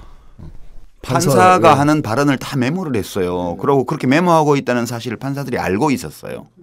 그러니까 이제 우리 이런 구조를 보면 왜 과거 독재 시절에 지금 줄줄이 무죄 판결이 나오고 있는 재심 무죄 판결이 나오고 있는 수백 건의 사건들 최근에는 이제 고 김근태 이제 민청년 의장의 국가보안법 위반 사건이 무죄로 나온 거 아니에요? 그러니까 왜 그런 수백 건의 무고한 시민들을 국가보안법 위반 간첩죄로 엮어서 유죄 선고를 한 법원의 판결 행위 이게 어떤 식으로 나왔냐면 고상하게 얘기할 게 없어요. 그냥 중앙정보부 요원 보내가지고 그거 감시하고 있는 거예요. 너 판결 똑바로 안 하면 죽어. 그래도 제가 국정원 과거사를 했잖아요. 그래서 이제 그 문서들을 제일 많이 봤는데 참 슬펐던 게 뭐냐면은요. 저는 이제 그래서 정말로 그렇게 감시의 결과로 그 판사들이 중앙정보부 잡혀와서 그래도 밤새 고초라도 겪고 몇 대라도 쥐어 맞고 갔었으면 덜 슬펐을 텐데 현직 판사 중에 단 한 명도 현직 판사가 중앙정보부에 연행된 적이 없어요. 그러니까요. 네, 그런데 이제 이런 나쁜 판결이 나온 거죠. 판사들이 소심해요. 네. 그러니까 그 판사들이 특별한 대우를 해주는 거는 우리가 그 사람들이 좀 법을 그러니까 인권을 보호할 수 있는 옳은 판결을 해달라는 건데 그거 자체가 안 됐었고요. 그렇게 된 거는 그 이전에 가령 예컨대 이 사법 권력이 지금 이 공안 마피아들이 권력이 형성되는 과정에서 보면은 제일 중요했던 게 부역자 처벌인데 그러니까 다리 끊고 도망갔던 자들이 돌아와 갖고 도망 안 간 사람들을 잡아들인 거 아닙니까? 그러니까 쉽게 얘기해서 이준석 선장이 돌아와 갖고 단원고나 팽목항에 가서 니들 때문에 배가 가라앉은 거야라고 그 사람들을 잡아 조지고 한 게 딱 그거지. 이게 현실에서 실제로 일어난 게 대한민국 다리 끊고 도망갔던 자들의 권력이었고 그런 거에 그래도 좀 저항했던 게 조봉암이었고 또 조봉암을 잡아 죽이려고 하니까 그거 조봉암 간첩죄 무죄 판결 내렸던 그 유병진 판사 같은 분이 이제 그런 거 저항했던 건데 다 쫓겨나고 그다음에 사형당하고 이제 이렇게 되면서 온 거죠. 그렇죠. 그게 그 흑역사가 제일 심각했던 게 오히려 독재 권력을 견제하고 민심을 대변해야 됐었던 언론이나 사법부가 특히 이제 그 문제가 가장 컸던 것 같고요. 저는 최근에 와서는 오히려 상황이 부분적으로 더 악화됐다고 보는 것은 과거에는 그래도 방청석에 중앙정보부로 앉아가지고 감시하고 이래가지고 위축됐다면 지금은 그런 게 없는데도. 알아서 그저 긴다거나 언론도 그렇잖아요. 중앙정보부 안기부가 언론사 출입 안 한 지 오래됐죠. 민주화 결과로. 근데 일부 언론은 보면 오히려 자신이 중앙정보부원처럼 안기부 요원처럼 사설을 써대고 언론을 만들어내고 있다. 그게 유정회 때 박정희가 유정회를 만들면서 각 신문사 방송사에서 한 명씩을 국회의원을 시켜주니까 그거 가고 싶은 사람들이 안에서 다 이제 중상경쟁이 되는 거죠. 유정회라 하면 각주. 유신 체제 때 유신헌법에 따라서 국회의원 정수의 3분의 1 100명을 박정희 대통령이 국회의원으로 임명했고 그렇게 임명받은 국회의원들이 모여서 만든 게 유신정의회라는 교섭단체. 그게 줄여서 유정회. 또 하나 붙여야 할 건 그게 그때 국회의원 임기가 6년인데요. 유정회 의원은 임기가 3년이에요. 중간에 자르는 거지 말하는 거기서도 열심히 뛰어야 그게 다시 되니까 아주 앞장서서 박정희 대통령은 그런 점에서 진짜 유능했어요. 그죠. 그러니까 누구나 빗대서 하는 얘기죠. 그러니까 왜냐하면은 유전을 하지만 그 부모의 능력을 그대로 물려받는 건 아니니까. 그럼요. 그 유전자라는 것은 이제 유전자 재조합 과정에서 우연히 작용하기 때문에 그대로 내려오는 게 아니에요. 이제 그것도 있고 또 하나 이제 무엇을 보고 배웠냐인데 박정희가 18년 집권을 했잖아요. 그러니까 이 박근혜는 정말 나쁜 모습의 박정희. 박정희는 굉장히 유능한 사람이었고 그다음에 젊은 박정희는 권력을 유지했기 때문에 어쩔 수 없이 젊은 기자들하고 씩씩거리면서 나중에 뭐 이렇게 술잔 집어던지고 잿더지 집어던지고 하지만 그 토론을 했고 그다음에 또 박정희가 참 그 젊은 박정희가 유능하고 이 체제 유지를 할 수 있었던 게 그 비판하는 놈들을 갖다가 썼어요. 청와대 대변인도 시키고 뭐 어디 뭐 좋은 자리도 주고 그런 식으로 이렇게 처음에 중기까지 젊었을 때 중기까지 나중에 중기까지. 유신 되고부터는 완전 반대로 가고 유신 때는 안 그랬지만 예. 그렇게 하니까 그게 이제 장기 집권을 할 수 있었던 건데 지금은 뭐예요? 질문도 안 받잖아요. 기자회견이라고 하는데 그게 낭독이지 어떻게 회견입니까? 아, 그 젊은 박정희 대통령 시절에는 오늘의 박 대통령께서 너무 어리셔서 그걸 볼 수가 없었어요. 안타깝게도. 그러니까 지금의 박 대통령께서 본 옛날 박 대통령의 모습은 가장 나쁜 모습의 박정희. 예, 그 유신 체제 때의 박정희 대통령이죠. 예, 지금 우리가 지금 건피아 얘기하고 있거든요. 아, 근데 이제 왜 가장 일로 갔지? 중요한 게 문제는 뭐냐면 그 건피아의 가장 그 대표격이라 해야 되나요? 상징적인 인물이 지금 청와대에 앉아 있다는. 예, 건 그거는 아니겠습니까? 유전자 제조합과 달리 우연에 의해서 되는 게 아니고 그냥 필연적으로 구조화되어서 상속된 거죠. 그렇게 거기가 말이죠. 정수장학회, 예. 5.16 장학회 일기로 들어가서 그다음에 유신 헌법을 만드는 그 초안을 초안 작성. 작업을 했고 그리고 박근혜 입장에서 볼 때는 어머니 원수를 갚아준 그렇지. 문세광 사건. 문세광 사건의 사건. 수사검사였고 네. 그 공로로 중앙정보부 대공수사국장이 임명이 돼서 거기서 그게 뭡니까? 그러니까 저 김호자 간첩 사건을 비롯한 제일동포 학원 간첩 사건 등 수많은 조작 간첩 사건을 만들어냈고 그다음에 이게 그러면서 이제 보안사를 조사한 일이 있었기 때문에 50하국 때 찬밥을 먹었어요. 선두주자였다가 이게 전화위복이 돼서 50 청산을 할 때 검찰총장으로 발탁이 됐고 그거 끝나고 난 다음에 물러나 있다가 그러니까 바로 이제 유무렵에 91년 5월달에 이 분신 투신 그 굉장히 이제 그 강경대정부 그러면서 정권이 이제 휘청휘청할 때 그 구원투수로 등장해서 법무장관으로서 그러니까 유서대필 사건을 만들어내면서 그걸 돌파했는데 그때가 딱 뭐냐면은 그게 검찰공화국이에요. 그렇죠. 안기부 이게 독재에서 민주화로 가는 시기에 안기부가 한 발 물러날 수밖에 없는 상황이 되니까 그때 검찰이 그렇죠. 전면에 나섰고 그러면서 말도 안 되는 사건을 조작했고 그 사건에 그 수사 책임자가 안되기 전에 그 공로로 저 검찰 목소리 대법관도 임명됐었고 그다음에 그거 할 때 그 주임 검사가 그 박근혜 정권에서 이제 첫 번째 민정수석으로 들어갔었고 그 이제 김기춘이 그 사건을 끝냈고 사실은 이제 그러고 난 다음에 그 아마 저 정권이 바뀌고 난 다음에 안기부장 가려고 충성을 하면서 하다가 사고를 친 게 초원복집 사건이었는데 초원복집 사건 같은 거면은 사실은 그걸로 완전히 끝났어야죠. 공직 생활이 끝났어야죠. 네. 그런데 이 사람이 살아났어요. 그리고 처벌을 안 받은 이유가 뭐냐면 자기가 이제 법무장관하고 검찰총장 할 때는 그 선거법 위반 그 규정을 갖고 굉장히 이제 그 야당을 탄압을 했으면서 그 규정을 이용해서 헌법소원을 내갖고 그게 승소를 했죠. 승소를 했으니까 법을 아는 사람이 법을 이용해 먹은 가장 나쁜 형태의 그러니까 이제 법피아, 검피아, 공안마피아의 원조이고 총수죠. 가장 역사가 오래됐고. 예, 김기춘 씨가요. 총수입니다. 그러니까 사실은 뭐 유신헌법을 제정을 했는데 사실은 그것만 가지고도 민주사회에서 노무현 대통령 탄핵도 이 사람이 주도했고요. 그랬었고 그다음에 수많은 간첩 사건들을 아주 간첩 제조기인 것 같아요. 요거는 이제 유전이 아니고 요건 상속이에요. 상속된 거죠. 그다음 유서 조작 사건 있었고 초원복집 사건 있었고 바로 이제 요것 때문에 지금 구원파가 우리가 남이가 이제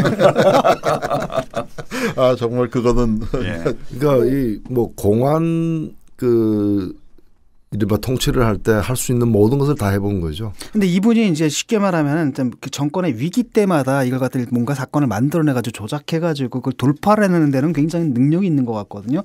사실 그때도 오대양 사건 같은 경우에도 지금 문제가 되는 게 그 부분이 아니겠습니까? 자기는 고소를 했다고 하지만 많은 사람들이 의혹을 갖기를 유병헌을 사실 그때 오대양가 묶은 게 아니라 다른 걸로 횡령을 아마 처벌을 했죠. 예, 그리고 심재륜 전 고검장을 고발했죠. 그 당시에 이제 수사검사였는데 수사 중에 딴 데로 좌천된 거 아니에요, 전보가.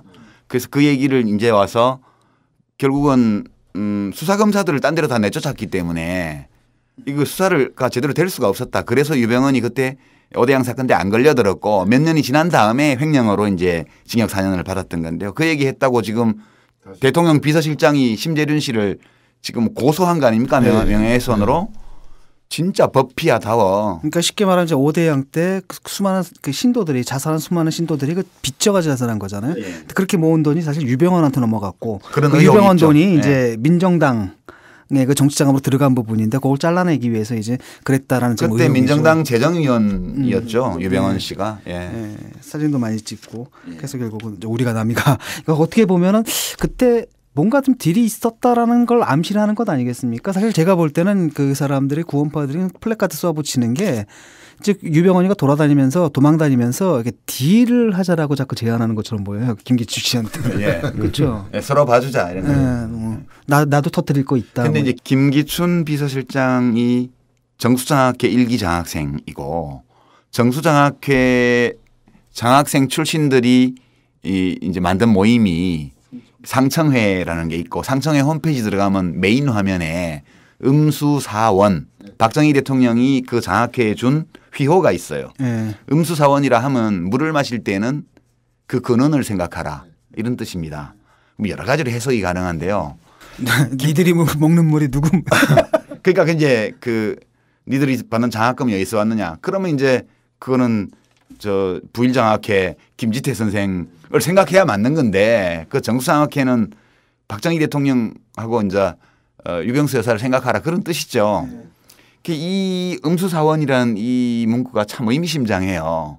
우리 박근혜 정부에서 일어나는 많은 일들을 보면 음수사원이라는 이 휘호가 저절로 떠올라요. 특히 그 대표적인 인물이 우리가 지금까지 얘기한 김기춘 비서실장을 보면 그 김기춘을 발탁한 인물이 신직수거든요. 예. 신직수가 바로 제가 그 부일장학회 문제 갖고 올육장학회 문제 갖고 책을 썼는데 그거를 그 빼앗은 실무 책임자가 또 신직수였고요. 예.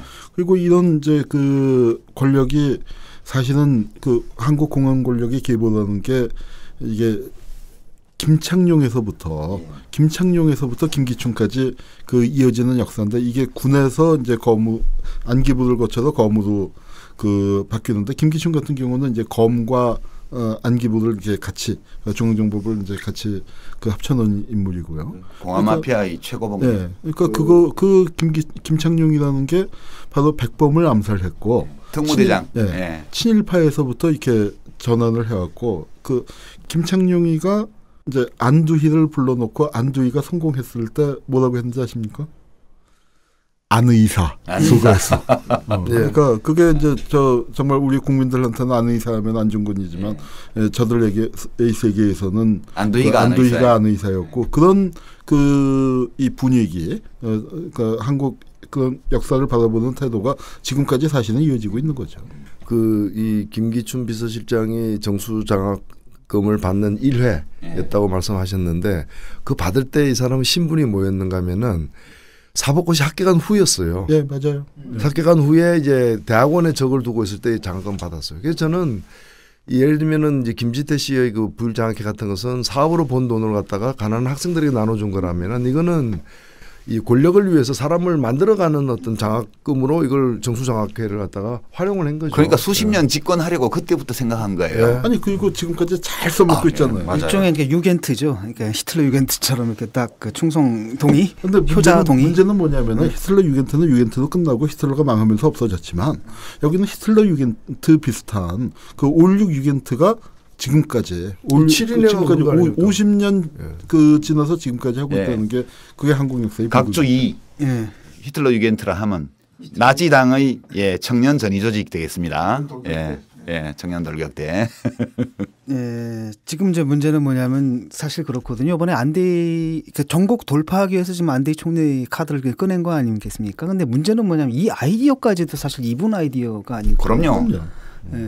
지금 보면 김기춘 실장이 동아일보 보도에 따르면 사퇴 결심을 굳혔고 박근혜 대통령의 판단이 남았다 이런 보도가 나오고 있어요. 그런데 왜 지금 사퇴 안 하냐 하면 사실 지금 대통령은 김기춘 비서실장이 대통령이에요. 박근혜 대통령이 혼자서는 아무것도 못하는 상황으로. 저거 했죠. 의전. 네. 한복 입고 외교하고. 아니 의전도 다 밑에서 해줘야 돼요. 그 김기춘 비서실장이 지금 사임하면 총리 인사부터 시작해서 청와대 수석들 사표를 다 받았는데 그걸 할 수가 없는 거예요. 그래서 지금 사표를 안 내는 이유는 총리 인선, 장관 인선, 그다음에 수석비서관, 청와대 수석비서관 인선까지를 자기가 다 하고 박근혜 대통령을 보위할 수 있는 조직을 다 갖춘 다음에 내가 명예롭게 물러나겠다. 그 뜻인 것 같아요. 네. 명예롭게 물러나면 안 되죠. 명예롭게 물러날 수 없게 만들어줘야 되는 거 아닙니까? 아니 지금 이미 이제 그 안대희에 낙마라는 게 의미하는 거는 통치불능 상태고. 그렇죠. 그러니까 박근혜 권력, 그다음에 김기춘 그 권력, 그쪽의 인적 자원이라든가 뭐 그쪽이 대국민 설득력이라는 게 완전히 파탄이 난 거죠. 산산이 깨져버린 거죠. 그런데 이 상황에서 박근혜가 그래도 정말 그 불행한 게 아직 임기가 많이 남았지 않습니까? 너무 많이 남았죠. 네. 이걸 하려면은 정말 특단의 조치로 자기가 모든 걸 내려놔야 하는데 내려놓을 줄도 몰라요. 근데 이런 의문이 생기는데 문제는 뭐냐면 이런 거거든요. 사실 이게 브레인 역할을 했거든요. 그러니까 마젠가제트로 비교하면 이렇게 김기춘이 잉 타고 가지고 머릿속에 딱 들어가 있는 그렇죠. 건데 이게 딱 떠나게 되면 이게 마젠가제트가 움직이느냐 문제고 이게 뭐 이 사람이 다른 사람들을 갖다가 이렇게 세운다 하더라도 그러니까 쉽게 말하면 김기춘이 했던 역할들을 이 사람들이 해줄 수 있느냐. 그러니까 이제 그 문제인데 김기춘 비서실장이 그렇게 다 조각도 하고 새로 이제 개각도 하고 청와대 비서진도 개편한 다음에 물러났다고 가정해 봐요.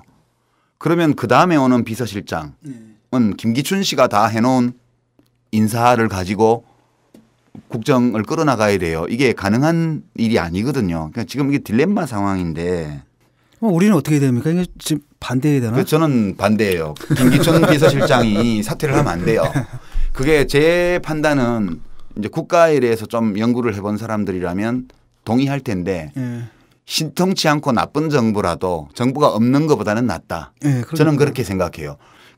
전 현재 박근혜 대통령이 거의 기능마비 상태, 멘붕 상태에 빠져 있는데 그 브레인 마징가제트 머리에 탑승한 그 조종을 하는 사람마저 없어지게 되면 이거는 정부가 사실상 없는 상태 비슷해져 가지고 이게 더 나쁘다.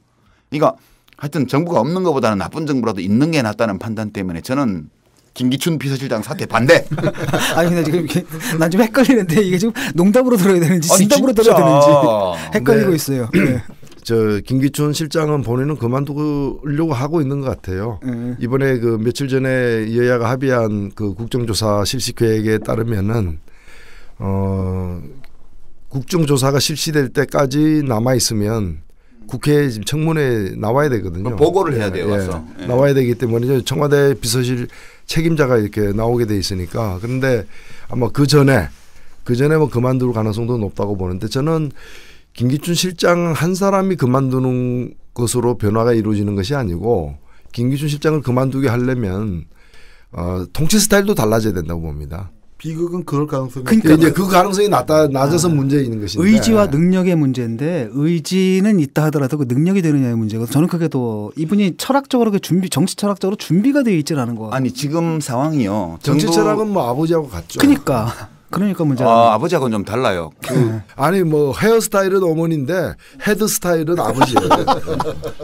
근데 그 아까 한홍구 교수가 젊은 박정희와 유신 박정희를 구분해서 말씀하셨잖아요.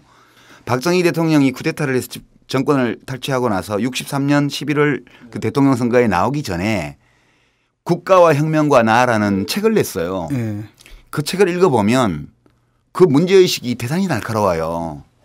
거기서 그 우리의 국가 재정의 상황, 미국 원조, 그다음에 미국의 시설 원조 중에서 산업화와 관련된 비중이 너무 적다는 거, 그다음에 PL480에 따라서 오던 미국 잉여 농산물 때문에 우리 농가 경제가 파산되고 있다는 거 이런 점들을 굉장히 정확하게 지적하고요.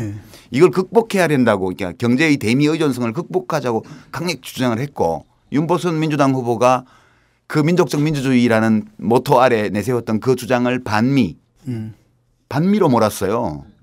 그러니까 이제 그 젊은 시절의 박정희 대통령의 철학과 유신 이후는 좀 많이 차이가 난다는 게 제 느낌이고. 예, 그게 이제 그게 사실 그 좌파인데 그게 5.16을 합리화시켜 주지는 않지만. 그렇죠. 예. 당시에 그 나셀과 같은 그런 이제 그렇죠. 민족민주 국가 예. 그 경향에 섰던 건 사실이죠. 초기에. 예, 그다음에 그 일본 군부 있습니다. 그 옛날에 그 일본 쿠데타했던 걔들 철학이 황당한 게 우익인데 또 굉장히 강령들을 보면 재벌 반대하고 재벌 해체하고 하는 좌익 그 성향을 좀 띠거든요. 그 유시마 미교, 미시마 유키오, 미시마 유키오가 추종했던 소아 유신이 이제 바로 그런 거고. 아니 뭐 내 얘기는 그 얘기 하려는 게 아니고, 그러니까 헤드 스타일이 완전히 같지 않아요. 그러니까 아버지보다 훨씬 못해요. 제가 보기에는. 그리고 이제 이 기춘대원군, 그러니까 정부가 지금 식물 상태인데 적어도 그러니까 그 세월호 사건을 보면서 이렇게 보고 있으면서 느낀 게, 제가 대한민국에서 박정희 욕을 제일 많이 하고 다니는 사람이죠. 저도 엄청 많이 했죠. 네. 박정희 같았으면은 저렇게 한 명, 그렇죠. 저렇게 그냥 속수무책으로 가당케 하지는 않았을 거라는 거죠. 박정희 대통령이 오해 소지가 이제 좀 이거 뭐 이제 격가지 얘기인데 6.3 사태 때, 그러니까 한일협정 반대 데모 때 그때 어마어마했어요. 우리 6월 항쟁 비슷한 상황이었는데 그때 서울 지역의 학생 대표들을 직접 만나요. 박정희 대통령이.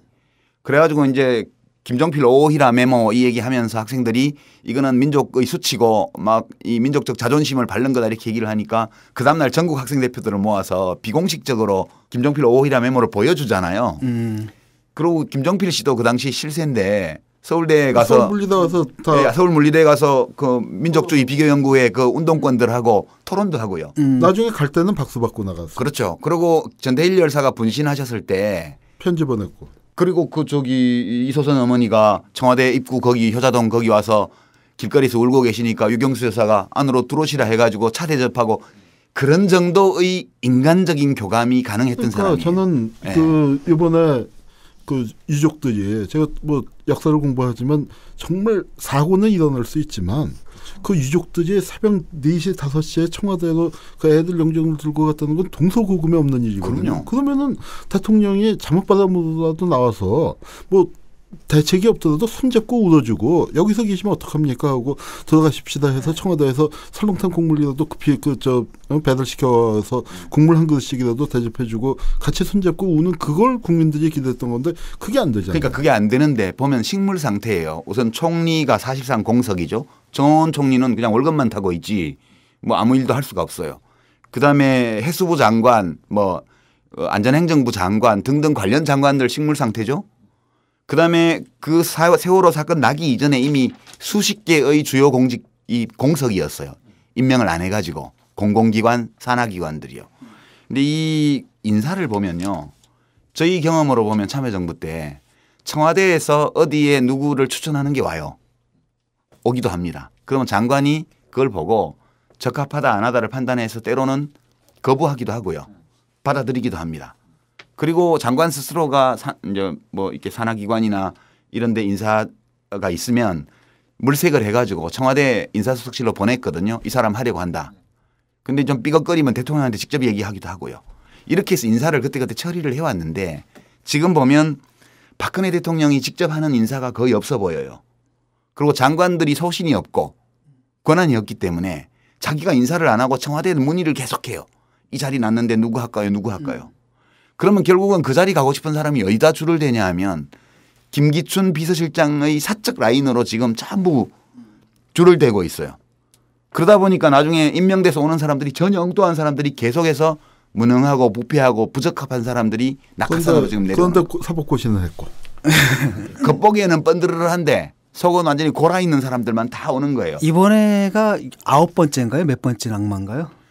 이번지 뭐 기준에 따라 다른데 6번째일 수도 있고 9번째일 수도 있고 그런데 문제는 이 조건에서 김기춘 비서실장마저 없어지게 되면 정부가 진짜 식물 상태가 돼요. 이거 진짜 걱정스러운 사태입니다. 사실은 이제 이게 그러니까 그 이명박 정부 초기에 그러니까 촛불 일어났을 때 이명박 정부도 이제 정말 멘붕 상태였는데 그때하고는 또 얘기가 틀린 것 같아요. 그때하고는 얘기가 틀리고 정말로 그 통치 불능 내지는 그거 정말 속수무책 대안이 없는 이 상황에 빠져버린 지금 뭐 총리 같은 경우는 지금 다른 분들 구하기는 좀 힘든 것 같고 뭐 정치인들 그래도 정치인들은 그냥 선거를 통해 가지고 좀 걸러진 부분들은 있지 않습니까? 김문수 전 지사가 가장 유력하죠 지금으로서. 아니 뭐 많이 얘기가 나오는데 저분을 총리 지명해 놓으면 사고가 또 아니 안전 사고가 아니고 예, 이분이 말 사고가 심하고 네. 아마 그 국민들하고 눈높이를 과연 맞출 수 있을지. 이분이 이제 고전에 대한 이해가 굉장히 탁월하시잖아요. 뭐 춘향이 따먹는 이야기라든지 굉장히 독특한 해석. 품격 없이. 아니 그러니까 굉장히 독특한 제가 들어본 가장 독특한 고전 해석이었거든요. 이게 근데 어쨌든 이런 것뿐 아니라 그 최근에 굉장히 우익적이고 극우적인 발언들을 계속 해왔거든요. 아마도 그 보수층이 어필하기 위해서 그랬던 것 같은데 좀 어떤가 싶기도. 우리 김문수 씨 잘 알잖아요. 운동 같이 하셨나요? 유 장관이 잘 아시죠. 저희야 뭐 80년대 형제간처럼 지냈던 사이니까. 네.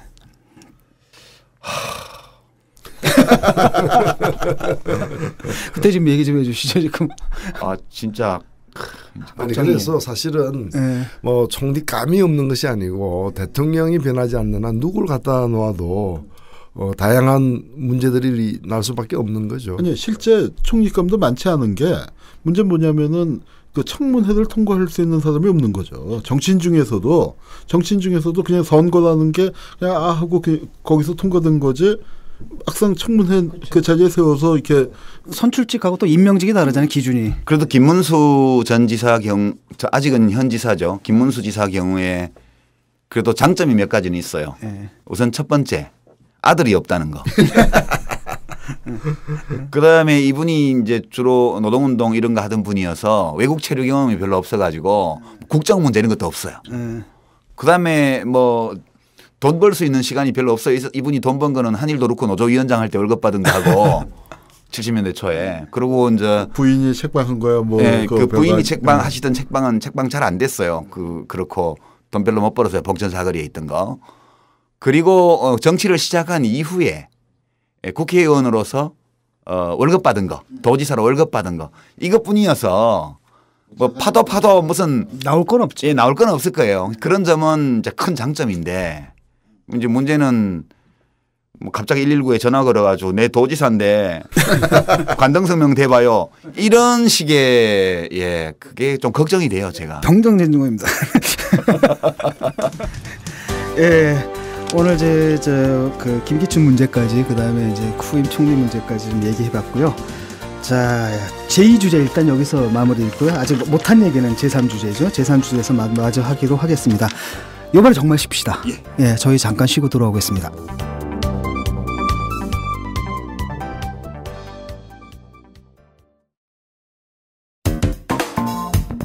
진중권의 정치다방 3부 시작하겠습니다. 예. 2부에서는 뭐 마피아들 문제 짚어봤고요. 지금 3부 들어가면서 이들의 반격에 대해서 좀 우리가 좀 우려를 좀 해야 될 것 같습니다. 지금은 이 사람들이 당하고 있지만 인터넷을 보게 되면은 뭔가 나름대로 또 이렇게 부글부글 끓는 게 있거든요. 자기들이 세월호로 인해서 말을 참 못하고 그들 관점에서는 좀 당하고 있다 이런 그 분위기도 조금 느껴지거든요. 그래서 이 사람들이 이제 어떻게 움직일까 이런 것도 좀 궁금하고 당분간은 이제 머리를 딱 숙이고 있다 치더라도 곧 이제 기회가 오면 또 다시 자기들의 이제 복원을 하려고 하겠죠. 그런 부분들이 좀 상당히 좀 걱정이 되는데 저쪽에서 지금 그 공안 권력이 여태까지 이제 그 권력을 유지해온 게 뭐 삐걱하면은 종북 빨갱이도 본 거였거든요. 예. 그러니까 이게 우리 공안 권력의 공안 마피아의 탄생부터가 그래요. 다리 끊고 도망갔다가 돌아와갖고 그 남아있던 사람들. 다리가 끊겨서 피난을 못 간 사람들을 다 빨갱이도 몰아버리면서 사용을 시켰고 이 사용시킨 숫자가 어마어마합니다. 그러니까 지금 정부 공식 통계로 그 사용됐다는 사람이 919명인데 정보 수집 이후에 97년까지요. 근데 제가 이번에 그 글 쓰면서 자료조사 해보니까 이게 뭐 저 신문기사 한 두세 건에서 각각 확인된 것만 해도 그것만 해도 수백 명이에요. 그러니까 919명 한 거보다 훨씬 더 많이 죽였고, 그리고 고양 금정굴 같은 거 뭐 재판 없이 죽인 거까지 치면은 수천 명을 죽인 거거든요. 근데 친일파들은 단 한 명도 처형당한 거 없는데 이제 이렇게 됐고, 그렇게 뭔가 비판적인 얘기를 하려는 사람을 빨갱이로 몰아 죽이면서 권력을 유지해 왔는데 이제는 더 이상 그게 안 된 거죠. 지금은 이제 뭐 오히려 그 세월호 때 정부 비판하는 사람을 종북이라고 했다가 역풍을 받고 있는 이제 그런 지경이 되었고, 그다음에 지금 보수 언론, 수거 언론에서도 뭐라고 얘기를 하기가 힘들어진 상황이고, 더군다나 이제 안대희마저 낙마해버리고 나니까 앞으로 총리와 각부 장관의 청문회를 줄줄이 해야 하는데 거기서 이제 또 사고가 안 생길 수가 없겠죠. 저쪽에 이제 분리나 문제 방식으로 본다면. 그래서 이제 하여튼 당분간 이제 그런 상황은 지속될 것 같은데, 문제는 뭐냐면은 그 반격을 막아낼 수 있는 어떤 정치 세력 이게 과연 어떻게 준비되어 있냐 하면은 지금 이제 이름이 뭐죠? 새정치 민주연합. 네, 새정치 민주연합. 네, 그러니까 저 같은 사람도 이름을 기억을 지난번에 그래서 성토를 했습니다. 당 이름 좀 그만 좀 그냥 2번 이렇게 하세요. 네. 하여튼 민주당 그쪽 지금 하고 있는 거 보면은, 그러니까 그래요. 진짜 박근혜 정권이 하고 있는 걸 보면은 저 정권은 절대로 유지 안 될 것 같고 다음번 선거에 바뀔 것 같은데, 우리 편이 하고 있는 걸 보면 또 절대로 정권이 바뀔 것 같지 않은 그런 절망감을 준단 말이에요. 복원력이 부족해. 복원력이. 거기다가 진보 진영이 또 분열이 돼 있고, 그 중에서 그래도 제일 좀 큰 집이라고 할 수 있는 통합진보당은 지금 뭐 완전히 이석기 사건 또 뭐 정당 해산 심판돼서 움직이기 굉장히 어려운 지경이고, 결국 그런 의미에서는 이게 정의당의 역할이 이제 대단히 중요한 건데, 정의당 세는 현실적으로 볼 때 너무 약하고 참 걱정입니다. 이게 이 상황이 어떻게 가야 할지. 바로 유시민 대표 얘기한 것처럼, 유시민 당원 얘기한 것처럼 이 박근혜 정권이 이게 유지되는 게 맞는지 아닌지 참 걱정스러운 그런 상황이죠. 근데 이 공안 마피아, 오늘의 이제 주제는 공안 마피아인데요. 우리 현대사를 이렇게 전체적으로 살펴보면 새누리당이 정치적으로 대표하고 있는 보수 세력 또는 수구 세력, 뭐 집권 세력, 지배층, 이쪽이 권력을 유지해왔던 무기가 두 개예요. 이제 하나는 국민 대중의 물질적 부에 대한 욕망을 터뜨리고 그다음에 표출시키고 부추기고, 그리고 그것을 자기들이 해줄 수 있다고 이야기하는 이 경제성장론 또는 부자 되세요. 개발 공약. 이제 이런 욕망을 부추기는 욕망의 정치가 한 축이고요. 두 번째 축이 공안이에요. 공안인데 이것은 단순히 북한의 위협을 자꾸 거론하고 북한에 대한 증오감, 혐오감 이런 걸 부추기는 그런 선에 거치는 것이 아니고, 국민들 개개인에게 북한 편으로 몰릴지 모른다는 개별적 공포감을 심어줘서 자기들이 하는 주장을 편들게 만드는 거거든요. 그러니까 이게 뭐 천안함 사건도 그랬고, 지금 뭐 과거의 모든 사건들을 보면 정부가 딱 북한 소행이다 발표해 놓고 그거에 대해서 이거 좀 이상하지 않아요? 이렇게 합리적 의문을 제기하면 너 북한 편이지. 북한 가서 살아라. 김정일이 좋아하겠네. 이렇게 한 것이 이제 공안 통치예요. 그리고 이 국민들에게 내 자신이 이 북한하고 한편으로 몰리게 되면 나 자신뿐만 아니라 우리 가족들까지 친척들까지 다 피해를 보고 사람들이 나를 왕따시킬 거다. 이 두려움을 계속 심어주기 위해서 이제 간첩을 조작해내고 뭐 북풍을 일으키고 이렇게 해온 거거든요. 이 공안 마피아는 이 역할을 충실히 해줌으로써 이 권력 집단 속에서 떡고물을 얻어먹고 생존해온 거죠. 이 구조인데 또 그렇게 반격할 거예요. 예. 비교적 최근 일이지 않습니까? 유호성 간첩 조작 사건 이런 것들은 상당히 상식적으로 이 방식도 너무 그렇고. 예. 근데 이제 그게 잘 안 먹히는 거예요. 예. 국민들이 겉으로는 여론조사 같은 걸 하면 정부 발표를 믿는다는 식의 답을 많이 해요. 왜냐하면 그거 안 믿는다고 하면 큰일 나죠. 북한 편으로 몰릴 위험이 있기 때문에. 그래서 아주 지금은 민주화 시대고 정보가 많이 공개되어 있기 때문에 아주 설득력 있게 근거를 가지고 하지 않으면 예전만큼은 효과가 안 나기는 해요. 그러나 이 두려움은 여전히 많은 국민들이 마음속에 들어있기 때문에 이것을 부추기는 방식의 어떤 반격을 공안 마피아 쪽에서 해올 가능성이 매우 높다. 그거 말고는 다른 방법이 없을 거다. 그렇게 봐요. 지금 보면은 이제 이분들이 뭐 예컨대 이제 우리가 지금 이 사회를 지배하고 있는 그분들이 반성을 하고 있느냐 그건 좀 아닌 것 같거든요. 왜냐하면 그건 불가능한 얘기지. 망언들이 이제 나오는 왜냐하면 한두 사람이 망언하면 그 사람들만의 문제라고 보겠지만은 지금 망언하는 게 뭐냐 정몽준 후보 아들부터 그 부인 그다음에 의원들 그다음에 뭐 청와대 대변인 순수 뭐 유가족 서울대 치과대학 교수까지. 네, 서울대 치과대 교수 그다음에 또 다른 한편으로는 뭐냐 그 대형교회 목사들이 줄줄줄줄줄 계속 얘기를 하고 있거든요. 이건 뭔가 이 사람들의 그 의식 자체를 좀 보여주는 것 같은데. 어떤 사람 목사 아니래던데. 누구요? 그 조광작인가 그 한기총 부회장. 목사가 아니에요? 목사예요. 가짜 목사라는데. 가짜예요? 그 목사 그거 없대요? 없대요. 근데 한기총이 된 거예요? 예. 애호장 사건 이후로 완전. 근데 누가 내 목사입니다 그러면 그거를 뭐 등록증 보자 그러나 뭐 문화관광부 종교국에 등록된 뭐 하긴 그 사람이 무슨 사업가였어요 동시에. 변희재 대표는 그런 거는 검증을 안 하시나? 그거는 학위가 아니고. 요즘 그분은 요즘 그 스시랑 그 고구마 사건 때문에 조금 식품 쪽으로 많이 식품적으로 바뀌었어요. 식품 안전 쪽으로 이렇게. 제가 요새 돌아가는 걸 몰랐네요. 그러니까 참고로 그 월남 쌈 있잖아요. 그 2,990원에 팝니다. 그 럭키마트에서요. 월남쌈도 아니고 고구마라는. 네, 고구마요. 친환경 고구마, 럭셔리 고구마. 오케이. 그건 그렇고요. 그렇기 때문에 이제 이번 선거가 상당히 중요한 것 같습니다. 일반 선거에서 우리가 이 선거의 의미를 어떻게 규정해야 되는지. 당대표 하시던 분. 왜 이렇게 침묵을 하세요? 아니 얘기가 재미있어가지고. 예, 저는 아까 뭐 조금 전에 그 말씀도 한 말씀 얹히면은 유신을 1972년에 그 유신 선포할 때 보면은 명분이 통일이었어요. 예. 어찌 보면 가장 통일을 안 하고 싶은 사람이 북한을 빌미로 해서 또 그냥 빌미로 하지 않고 통일하는데 우리가 주도권 뺏겨서는 안 되고 먹혀서 안 되니까 우리 위주로 이렇게 통일하려면은 이 나라를 이렇게 둬서는 안 된다, 바꿔야 된다 이렇게 얘기했잖아요. 저는 통일준비위원회인가요? 아직 안 만들어졌습니다는 본인 스스로가 일단 위원장으로 스스로를 셀프 임명을 했잖아요.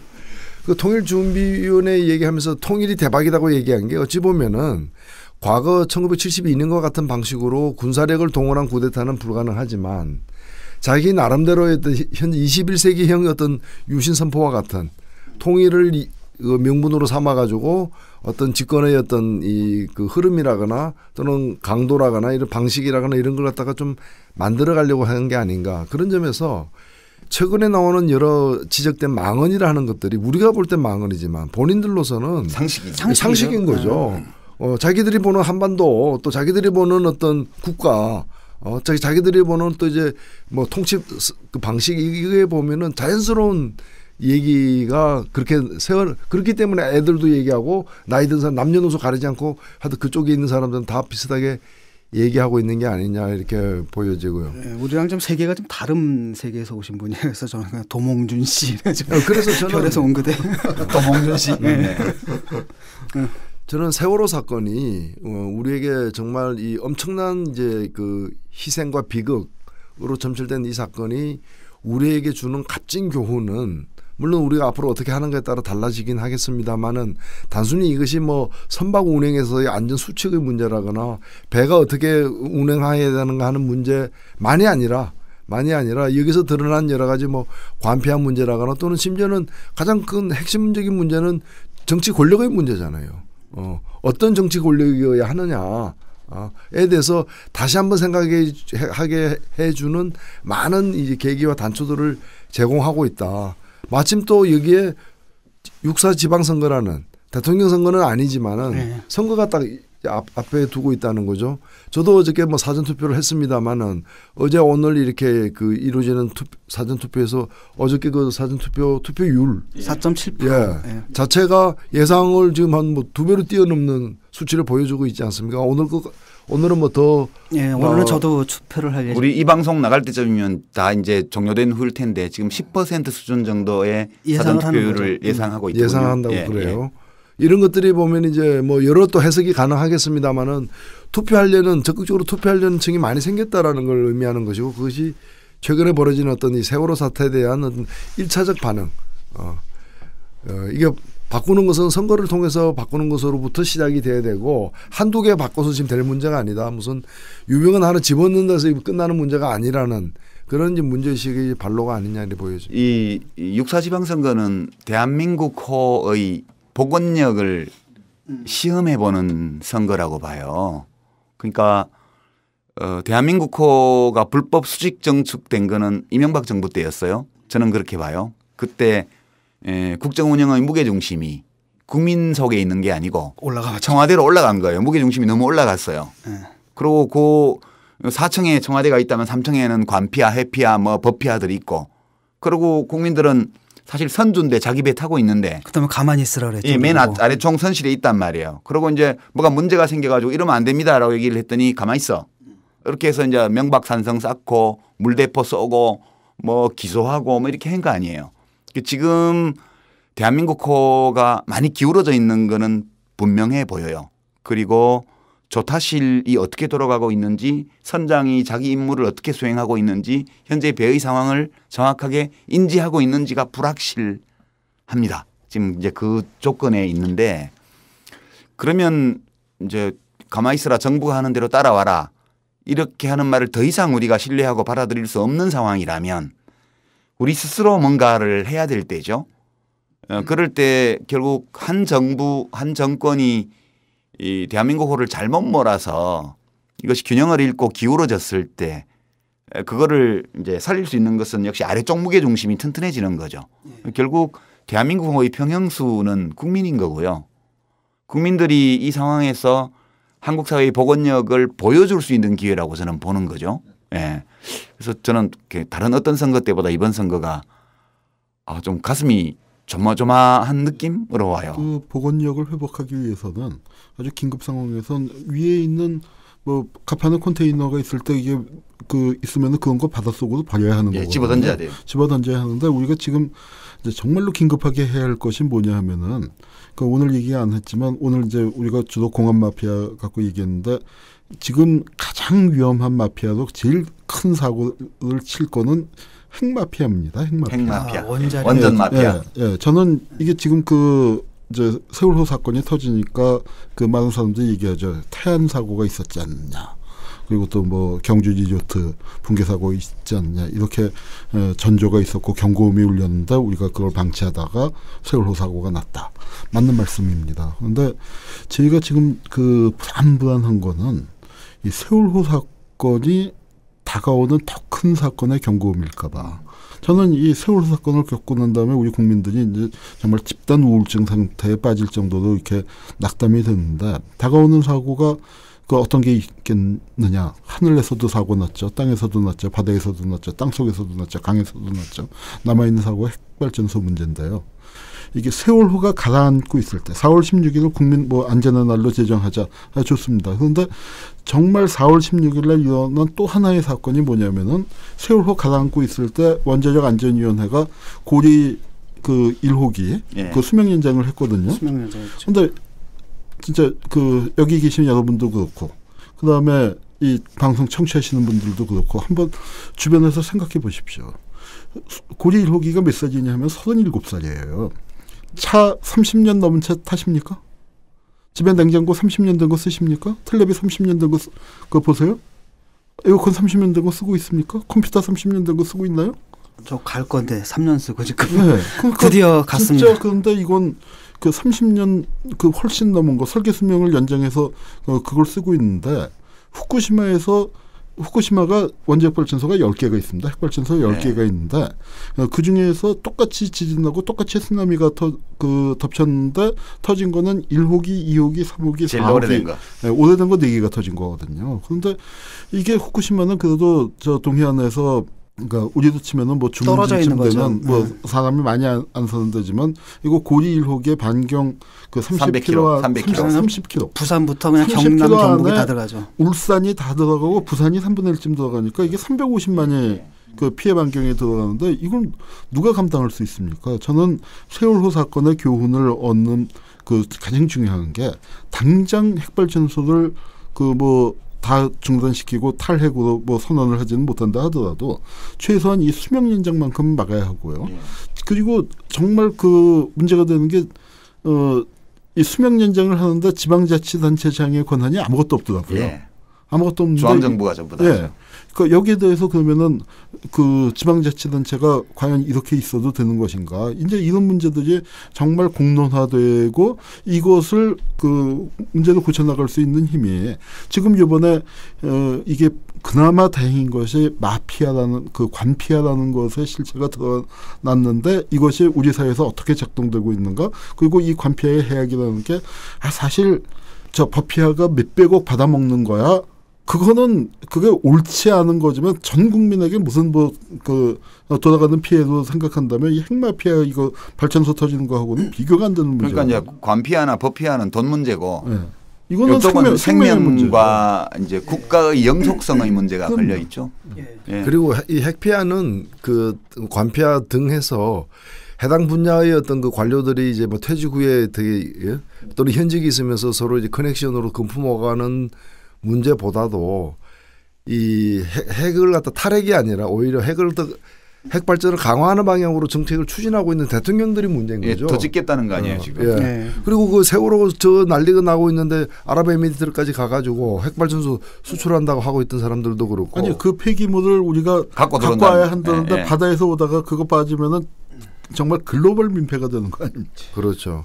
일본이 그 핵발전소 사고가 난 후에 그 여파가 독일 같은 데서는 우리는 이제 핵을 이제 핵발전소를 더 안 짓고 줄여 나가겠다. 이렇게 이제 방향을 선회하는데 바로 옆에 있는 나라에서는 핵으로 재미 보겠다. 이제 핵을 더 많이 짓겠다. 이제 이런 식으로 나가고 있는 그게 문제인 거죠. 네, 제 얘기를 좀 해볼게요. 그게 재밌는 건 뭐냐면 그게 터졌지 않습니까? 그 터졌으면은 일본 국민들의 마음이 하나로 이제 뭉쳐야 되잖아요. 이 원전은 좀 아닌 것 같다. 꼭 그렇지는 않아요. 이게 웃기는 게 뭐냐면은 제 처제가 있어요. 제 아내가 일본 사람이잖아요. 처제인데 부부입니다. 일본인 부부거든요. 그 남자가 뭐라 그러냐면 우익이에요. 남자가 뭐냐면 이럴 때일수록 후쿠시마산을 우리 조국을 위해서 후쿠시마산을 사야 된다. 그래가지고 일부러 후쿠시마산을 사오는 거예요. 네, 일본서는 그런데요. 그러니까 그 부인은 또 근데 이걸 애들을 먹일 수는 없잖아요. 그래서 그걸 갖다 버려요. 쓰레기통에. 그럼 남편이 그걸 보고 왜 버렸냐 해서 서로 매일 부부싸움을 하는데 저는 지금 이게 비슷한 일이 세월호 사건을 놓고도 일어나지 않을까. 사실 우리가 세월호 사건에서 반성해야 될 것은 그거라고 봅니다. 우리 사회 철학 자체가 지금 잘못됐다. 이제 철학 자체를 바꿔야 되고 또한 그 철학을 정치로 실현해 왔던 그 세력들을 뭔가 좀 교체해야 되는데 지금 보게 되면은 이제 또 슬슬 잊혀지는 게 아닌가 이런 느낌도 좀 들고요. 그냥 잊혀지는 게 문제가 아니라 민주 세력이 잘못하지 그 제대로 역할을 하지 못하면은 그러니까 이럴 때 우익이 파시스트가 등장할 수 있는 거죠. 그러니까 이 1990년대 초중반에 광우병 터질 때요. 영국이 결국은 600만 마리의 소를 도살해서 다 소각했고 그 비용의 70% 이상을 유럽연합이 냈거든요. 근데 그 사건이 초기에 불거졌을 때 그러니까 광우병 위험을 경고하고 이랬던 사람을 왕립학술협회에서 내쫓는다든가 그 농림부 장관이 그 의혹이 증폭되고 있을 때 자기 딸을 데리고 나와서 영국산 소고기로 만든 햄버거를 먹는 행사를 한다든가 이렇게 했단 말이에요. 네, 그 딸이 결국 그 광우병 걸렸잖아요, 그때. 아니요, 딸 친구가 걸렸어요. 딸 친구가 걸렸는데 그게 초기 단계예요. 초기 단계였고 그러면 이제 광우병 위험이 확실해지고 나서 이제 난리가 나니까 영국에서 어떤 일이 벌어지냐면 패스트푸드점에서 우리는 영국산 소고기를 쓰지 않습니다. 이걸 붙였어요. 그런데 한편에서는 벽돌만한 영국산 소고기 스테이크를 갖다 놓고 먹는 행사를 우익들이 해요. 그게 이제 민족적 자존심에 타격을 입었고 이럴 때 이걸 우리까지 다 버리게 되면 나라가 뭐가 되냐. 이래가지고 뭐 잠복기가 10년 20년이라는데 60대 70대 먹으면 어때. 이러고 앉아서 그걸 먹었어요. 그런 행사들이 있었거든요. 그런데 영국은 그런 것들이 먹히지를 않았어요. 일부가 그런 짓을 했지만 그래도 다수의 국민들이 이건 아니다. 이건 아니다. 그래서 완전히 그라운드 제로로 만들었죠. 축산을.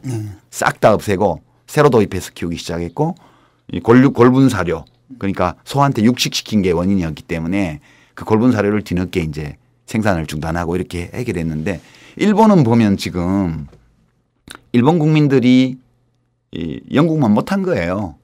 저는 그렇게 봐요. 일본 국민들의 정신적, 지적, 정서적 수준이 영국만큼 합리적이지가 않다. 그리고 우리나라는 보면 일본보다 나을 게 뭐 있냐 그런 생각 한편으로 드는데 이거는 우리들의 욕망의 체계가 문제라고 저는 보는 거예요. 왜 원전을 핵마피아들이 저렇게 바로 하고 이 와중에도 계속 수명 연장을 하고 낡은 원전 그다음에 새로 원전 짓겠다고 하고 외국에 원전 팔러 다니고 이 왜 하냐 이유가 딱 하나예요. 경제 살리기. 돈이라는 게 필요하지만 우리 삶에서 돈이 최고의 가치자는 거예요. 그 유일한 가치냐는 거예요. 결국은 우리 대한민국호가 이렇게 기울게 된 것은 지난 시간에도 세월호는 탐욕의 바다에서 침몰한 거다 제가 말씀을 드렸는데 결국 대한민국호의 복원력이라는 것은 국민들의 건전한 생각과 판단력에서 나오는 것이다. 그 부분에서 저는 일본하고 우리하고 다른 지점이 뭐냐면은 일본은 민주화 운동의 경험이 적습니다. 없습니다. 그러니까 그 민주주의 자체를 미국한테 받은 거고 패전의 결과로 받은 굴욕적인 어떤 거라고까지 생각하는 사람도 있어요. 그런데 우리는 정말 그 치열한 그 민주화 운동을 통해서 지금의 민주주의를 우리 많이 힘으로 부족하지만 우리 힘으로 그 달성을 했죠. 그 얘기를 좀 할게요. 제가 놀랬던 건 뭐냐 후쿠시마 딱 났을 때 일본 사람들이 아무 찍소리 못 하고 있는 거예요. 그리고 그다음에 뭐 일주일 동안 그 고립된 지역인데 구호물자도 안 오고 그래서 내가 만약에 한국에서 이런 일이 일어났으면 우리나라에서는 아마 혁명이 일어났을 거다. 그다음에 생각을 해봐라. 독일에서 만약에 그런 일이 나타나봐라. 그러면서 내가 뭐라 하기로 하냐면 근데 니네나 사람들은 왜 이러냐 도대체 이렇게 얘기를 했거든요. 그랬더니 되게 쪽팔려 하더라고요. 근데 문제는 뭐냐면 지금 정몽준이니 쟤네들이 하는 얘기가 바로 그거 하라는 얘기예요. 그 정몽준 아들이 하는 게 일본 애들 봐라 너무 조용한데 이 미개한 것들 이렇게 나오거든요. 그러니까 거기서도 이제 뭔가 그 차이를 제가 그 말 들으면서 굉장히 아찔했죠. 예.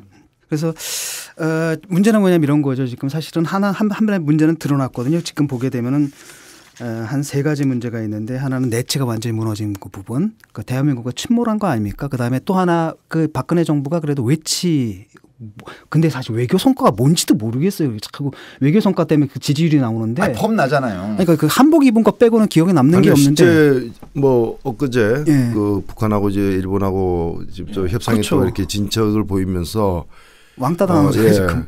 지금 사실 외교가 없어요. 외교가 없고 대통령의 외유는 있었지만 그렇죠. 외유는 있는데 국가 차원에서의 과제를 해결해 나가는 외교는 현 정권 들어서 없었던 거죠. 그게 외국 나가서 무슨 한복 그 패션 사업을 갖다가 부흥시키기 위해서 한 일 말고는 없다고 이제 봐야 되는 것이고 저는 이번 세월호 사건과 관련해 가지고 우리 국민들이 이 대한민국 호의 주인은 우리 국민이다. 선주 의식이 굉장히 중요한 것 같아요. 예, 선주 의식이. 그러니까 이제 그런 그 주인 의식 같은 게 가장 잘 나타났던 게 80년 광주라고 생각이 들어요. 그런데 80년 광주하고 이 세월호하고 자꾸 이제 그 대비해서 보게 되는 게 그 광주라는 게 거대한 재난 공동체였지 그렇죠. 않습니까? 근데 그 재난 공동체를 그 광주 시민들이 어떻게 그 속에서 운영을 해나가냐를 보면은 정말 기가 막힌 게 그 공권력이 완전히 무너졌고 총기가 수천 장이 풀렸는데 사고 하나 없었죠. 은행강도 뭐 금은방 슈퍼마켓 털려가 단 한 건도 없었고 근데 그 무렵에 전 뉴욕의 핵발전소 벼락 떨어져 갖고 7시간 정전됐는데 물건 훔치다가 잡혀간 놈만 4,000명이에요. 그거 비교하면 얼마나 컸습니까? 그리고 그 사람들이 서로 슬픔을 나누면서 그리고 외곽이 차단이 돼서 쌀 안 들어오고 할 때 시장통에 있는 아주머니들 다 식당집 아주머니들 다 쌀 퍼갖고 길거리에다가 솥단지 걸어놓고 밥해서 먹인 거. 그거 좀 대단하죠, 대한민국. 이게 아니 난 성서에 나오는 오병이어의 기적이 이게 현대판 오병이어의 기적이지 뭐겠습니까? 난 그러면서 그리고 그 다음에 이제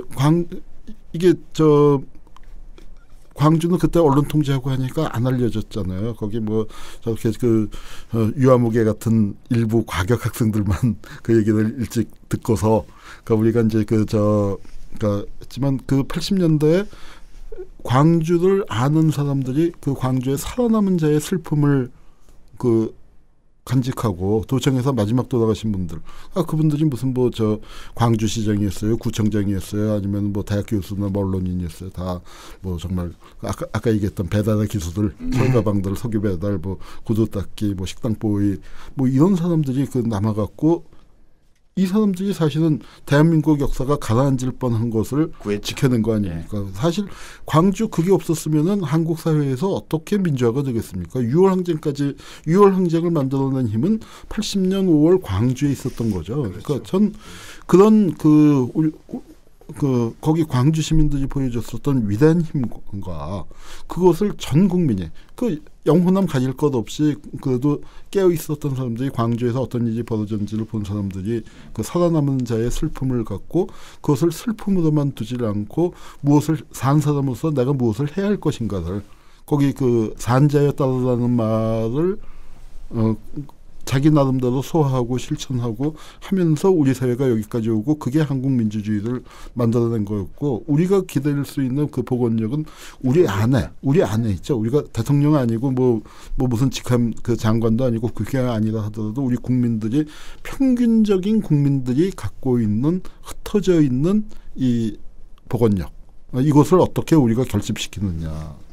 그러니까 박근혜 대통령이 이번에 세월호 사건을 다루는 거 보면은 자신은 선장이 아니라 선주이고 선장을 고용을 해서 선장 임무를 맡겼는데 맞습니다. 아주 정확한 팬티 입고 도망갔다. 그러니까 선장을 새로 교체하면 된다. 그리고 선장이 잘못한 것을 내가 그래도 선주니까 대신 사과하겠다. 맞네. 그거네. 그 정도잖아요. 그 정도. 근데 우리 국민들이 선장은 당신이 아니라 우리다. 그리고 배의 안전에서는 국민들이 직접 걱정을 해야 되는 것이고 해결의 방향은 무게중심을 낮춰야 되는 것이에요. 우리 그렇죠. 사회가 너무 무게중심이 높이 올라가 있는 거예요. 돈 많은 사람, 권력 있는 사람, 지위 높은 사람 여기 다 있는 거예요. 그래서 우리 국민들도 이제 예를 들면은 SK 그 감옥에 있는 최태원 회장이 고액 연봉 1년에 300억 받았다고 했을 때 그걸 부러워할 게 아니다 이게. 오히려 최저임금을 높이는 그게 무게중심을 그렇죠. 더 낮추는 거예요. 그래서 더 배가 안전해진다는 거죠. 비정규직 적어지고 최저임금 높아지고 이것이 살 길이지 나 하나 1층에서 2층으로 2층에서 3층으로 올라가는 게 나를 살리는 게 아니다라는 거죠. 배가 안전하지 못하면 나 하나 살 수 있는 건 중요하잖아요. 우리가 전 국민이 그동안에 지난 수십 년 동안에 해온 게 정말 우리 노동이 천시받는 사회이다 보니까 노동자 안 시키려고 자식은 기름밥 안 먹이겠다고 열심히 돈 벌어서 전 세계에서 최고의 대학 진학률을 만들어 놨더니 대학 졸업생 전체가 비정규직. 그렇죠. 절반이 비정규직. 그런 사회가 됐잖아요. 그러니까 이제 그 우리가 정말로 그 해야 할 게 뭐냐면 지금 이 사회에서 문제는 개혁 대상인 사람들이 자기가 개혁의 주체처럼 나서고 있어요.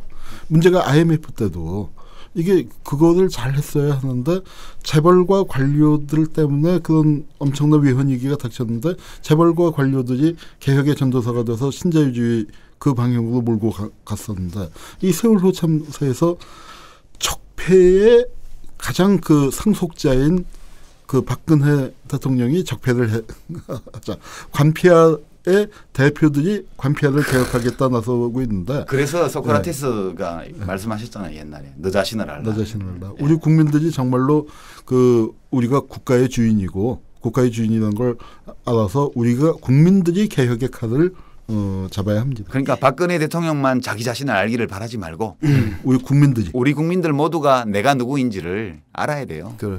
우리가 그 이명박 정부 때도 보면 미국발 금융위기로 우리 경제가 이제 어렵게 되니까 부자 감세부터 먼저 했잖아요.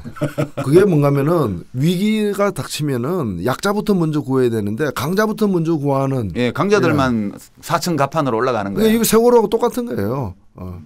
그래서 그러한 이제 그 삶의 방식, 이 나라의 운영 방식, 이 사회가 유지되는 방식 자체가 바뀌는 계기가 돼야 된다는 거죠. 예, 오늘 좀 많은 말씀 나눴고요. 뭐 이 정도면은 왜 오늘 우리가 투표를 해야 되는지 분명해진 것 같습니다. 그럼 말만 안 했지 몇 번 찍어야 되는 것 같아요. 아주 약은 지금부터 약 팔라고. 지금부터 약 팔라고. 아시죠? 오늘 6시까지죠. 저녁 6시까지 사전 투표가 있으시니까요. 하시고요. 또 6월 4일 날 잊지 말고 꼭 투표하십시오. 그리고 그렇습니다. 가장 큰 문제가 뭐 새누리당 문제가 있다는 거 누구나 다 압니다. 근데 또 하나는 뭐냐면 그렇다고 그 새정치민주연합 여기도 사실 문제가 아주 없다고 할 수 없는 부분이 있죠. 그래도 100%하고 50%하고는 차이가 커요. 예, 크죠.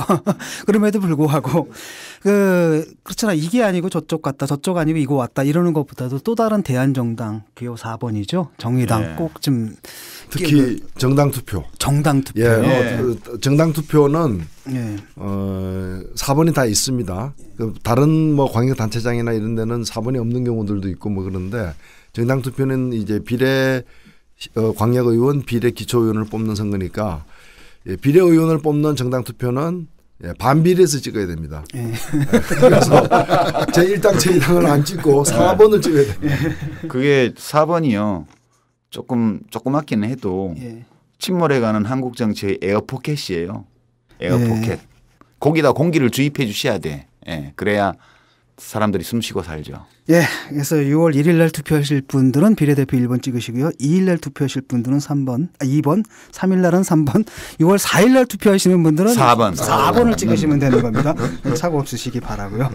예, 뭐 진중권의 정치다방 2회까지 우리가 했는데요. 오늘 여기서 마무리 짓기로 하겠습니다. 오늘 나와주신 유시민 평당원님, 그다음에 한홍구 비당원님, 그리고 노회찬 선대위원장님 감사합니다. 인사하십시오. 네, 수고하셨습니다. 감사합니다. 예, 그리고 마지막으로요 노래 하나 듣겠습니다. 그 단원고 학생이죠. 이번에 희생된 이다운 학생이 직접 만들어서 불렀던 노래, 가수 신용재 씨가 이걸 다시 리메이크했습니다. 이 노래 듣는 것으로 오늘 정치다방 마치도록 하겠습니다. 감사합니다. 고맙습니다. 감사합니다. 감사합니다. 사랑하는 그대, 오늘 하루도 참 고생했어요.